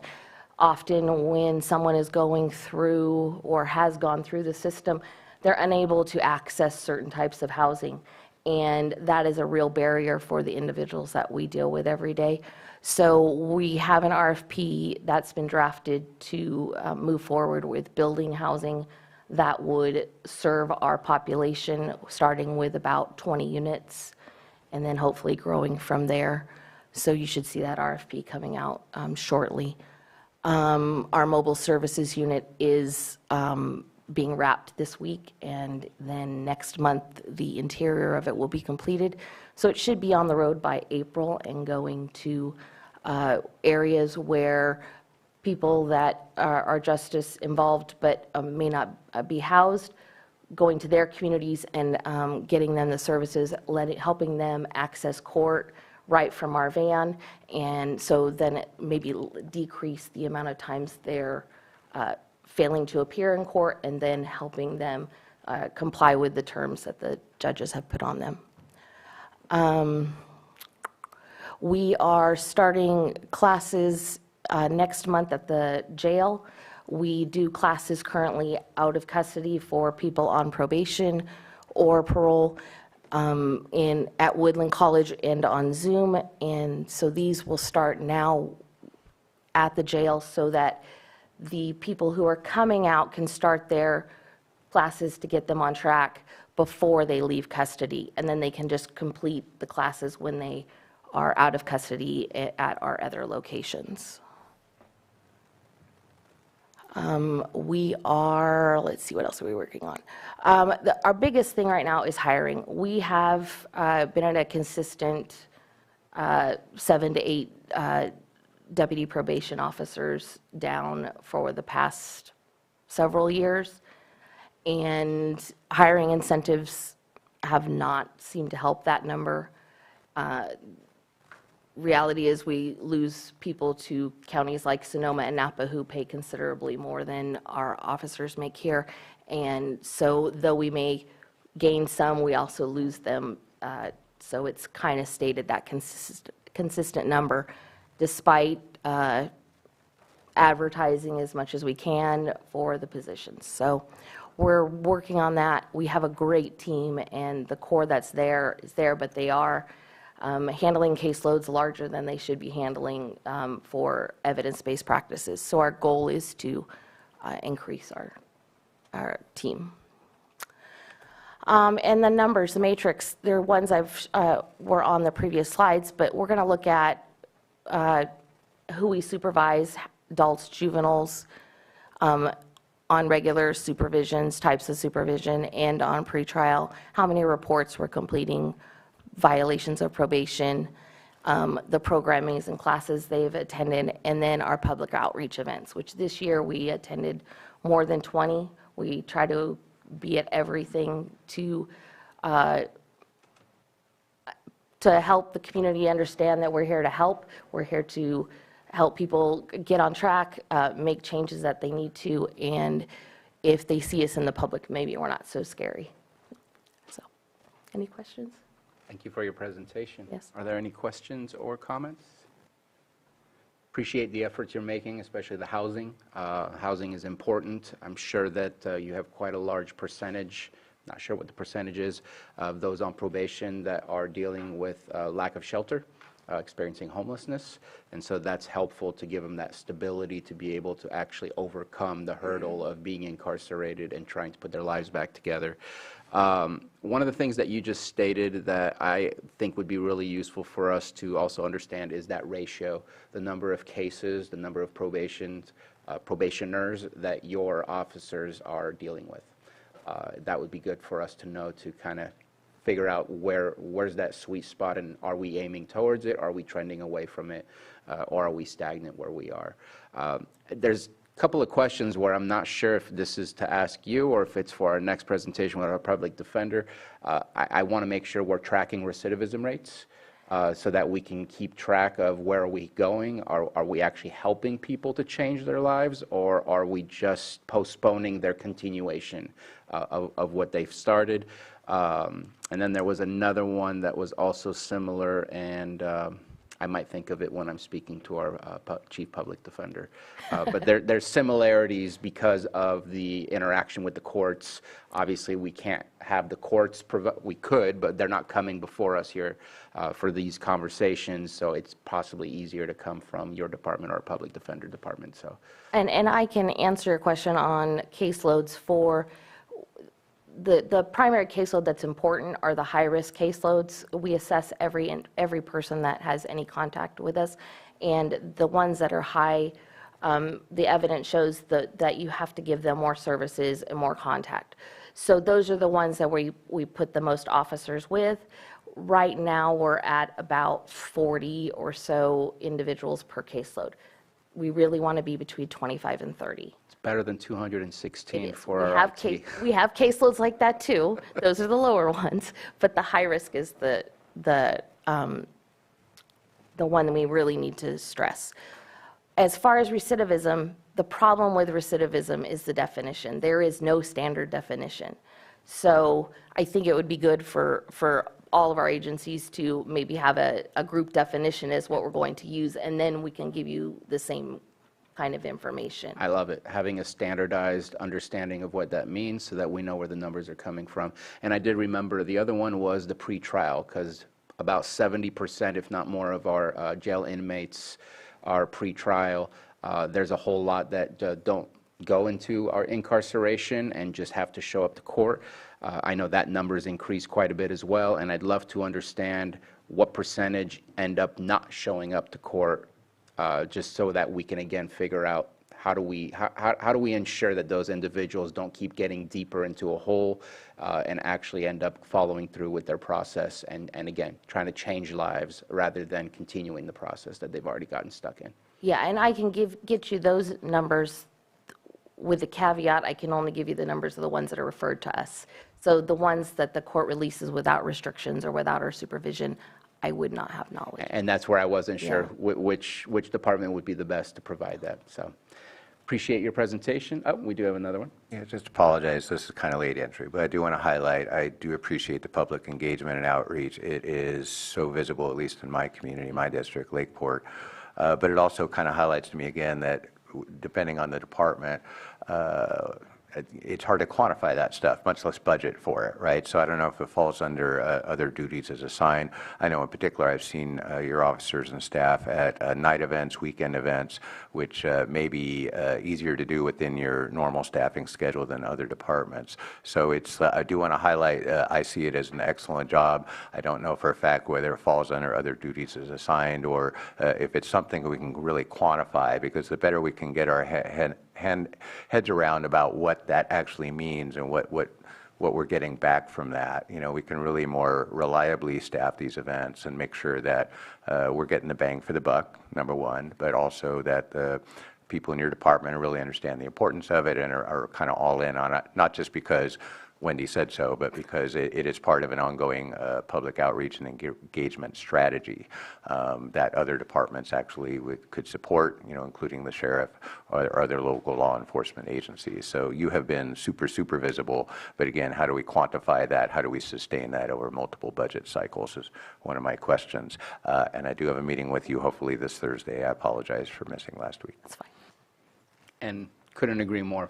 Your department is very visible. It's appreciated to see them out there trying to provide any kind of guidance and advice and just help to get people back on their feet. So appreciate that. It is 1 o'clock, and I'm going to take public input, and then we're going to go to lunch. I know that Mr. Buenaventura was ready to come up, but I'd like to make sure that we take that time and get our lunch and come back at 2 o'clock. Okay, come back at 2, so let me take public comment. I see none in the Zoom room, and I see none in the chamber. Again, thank you very much for all the presentations. We will be back at 2 p.m. to continue with Public Defender.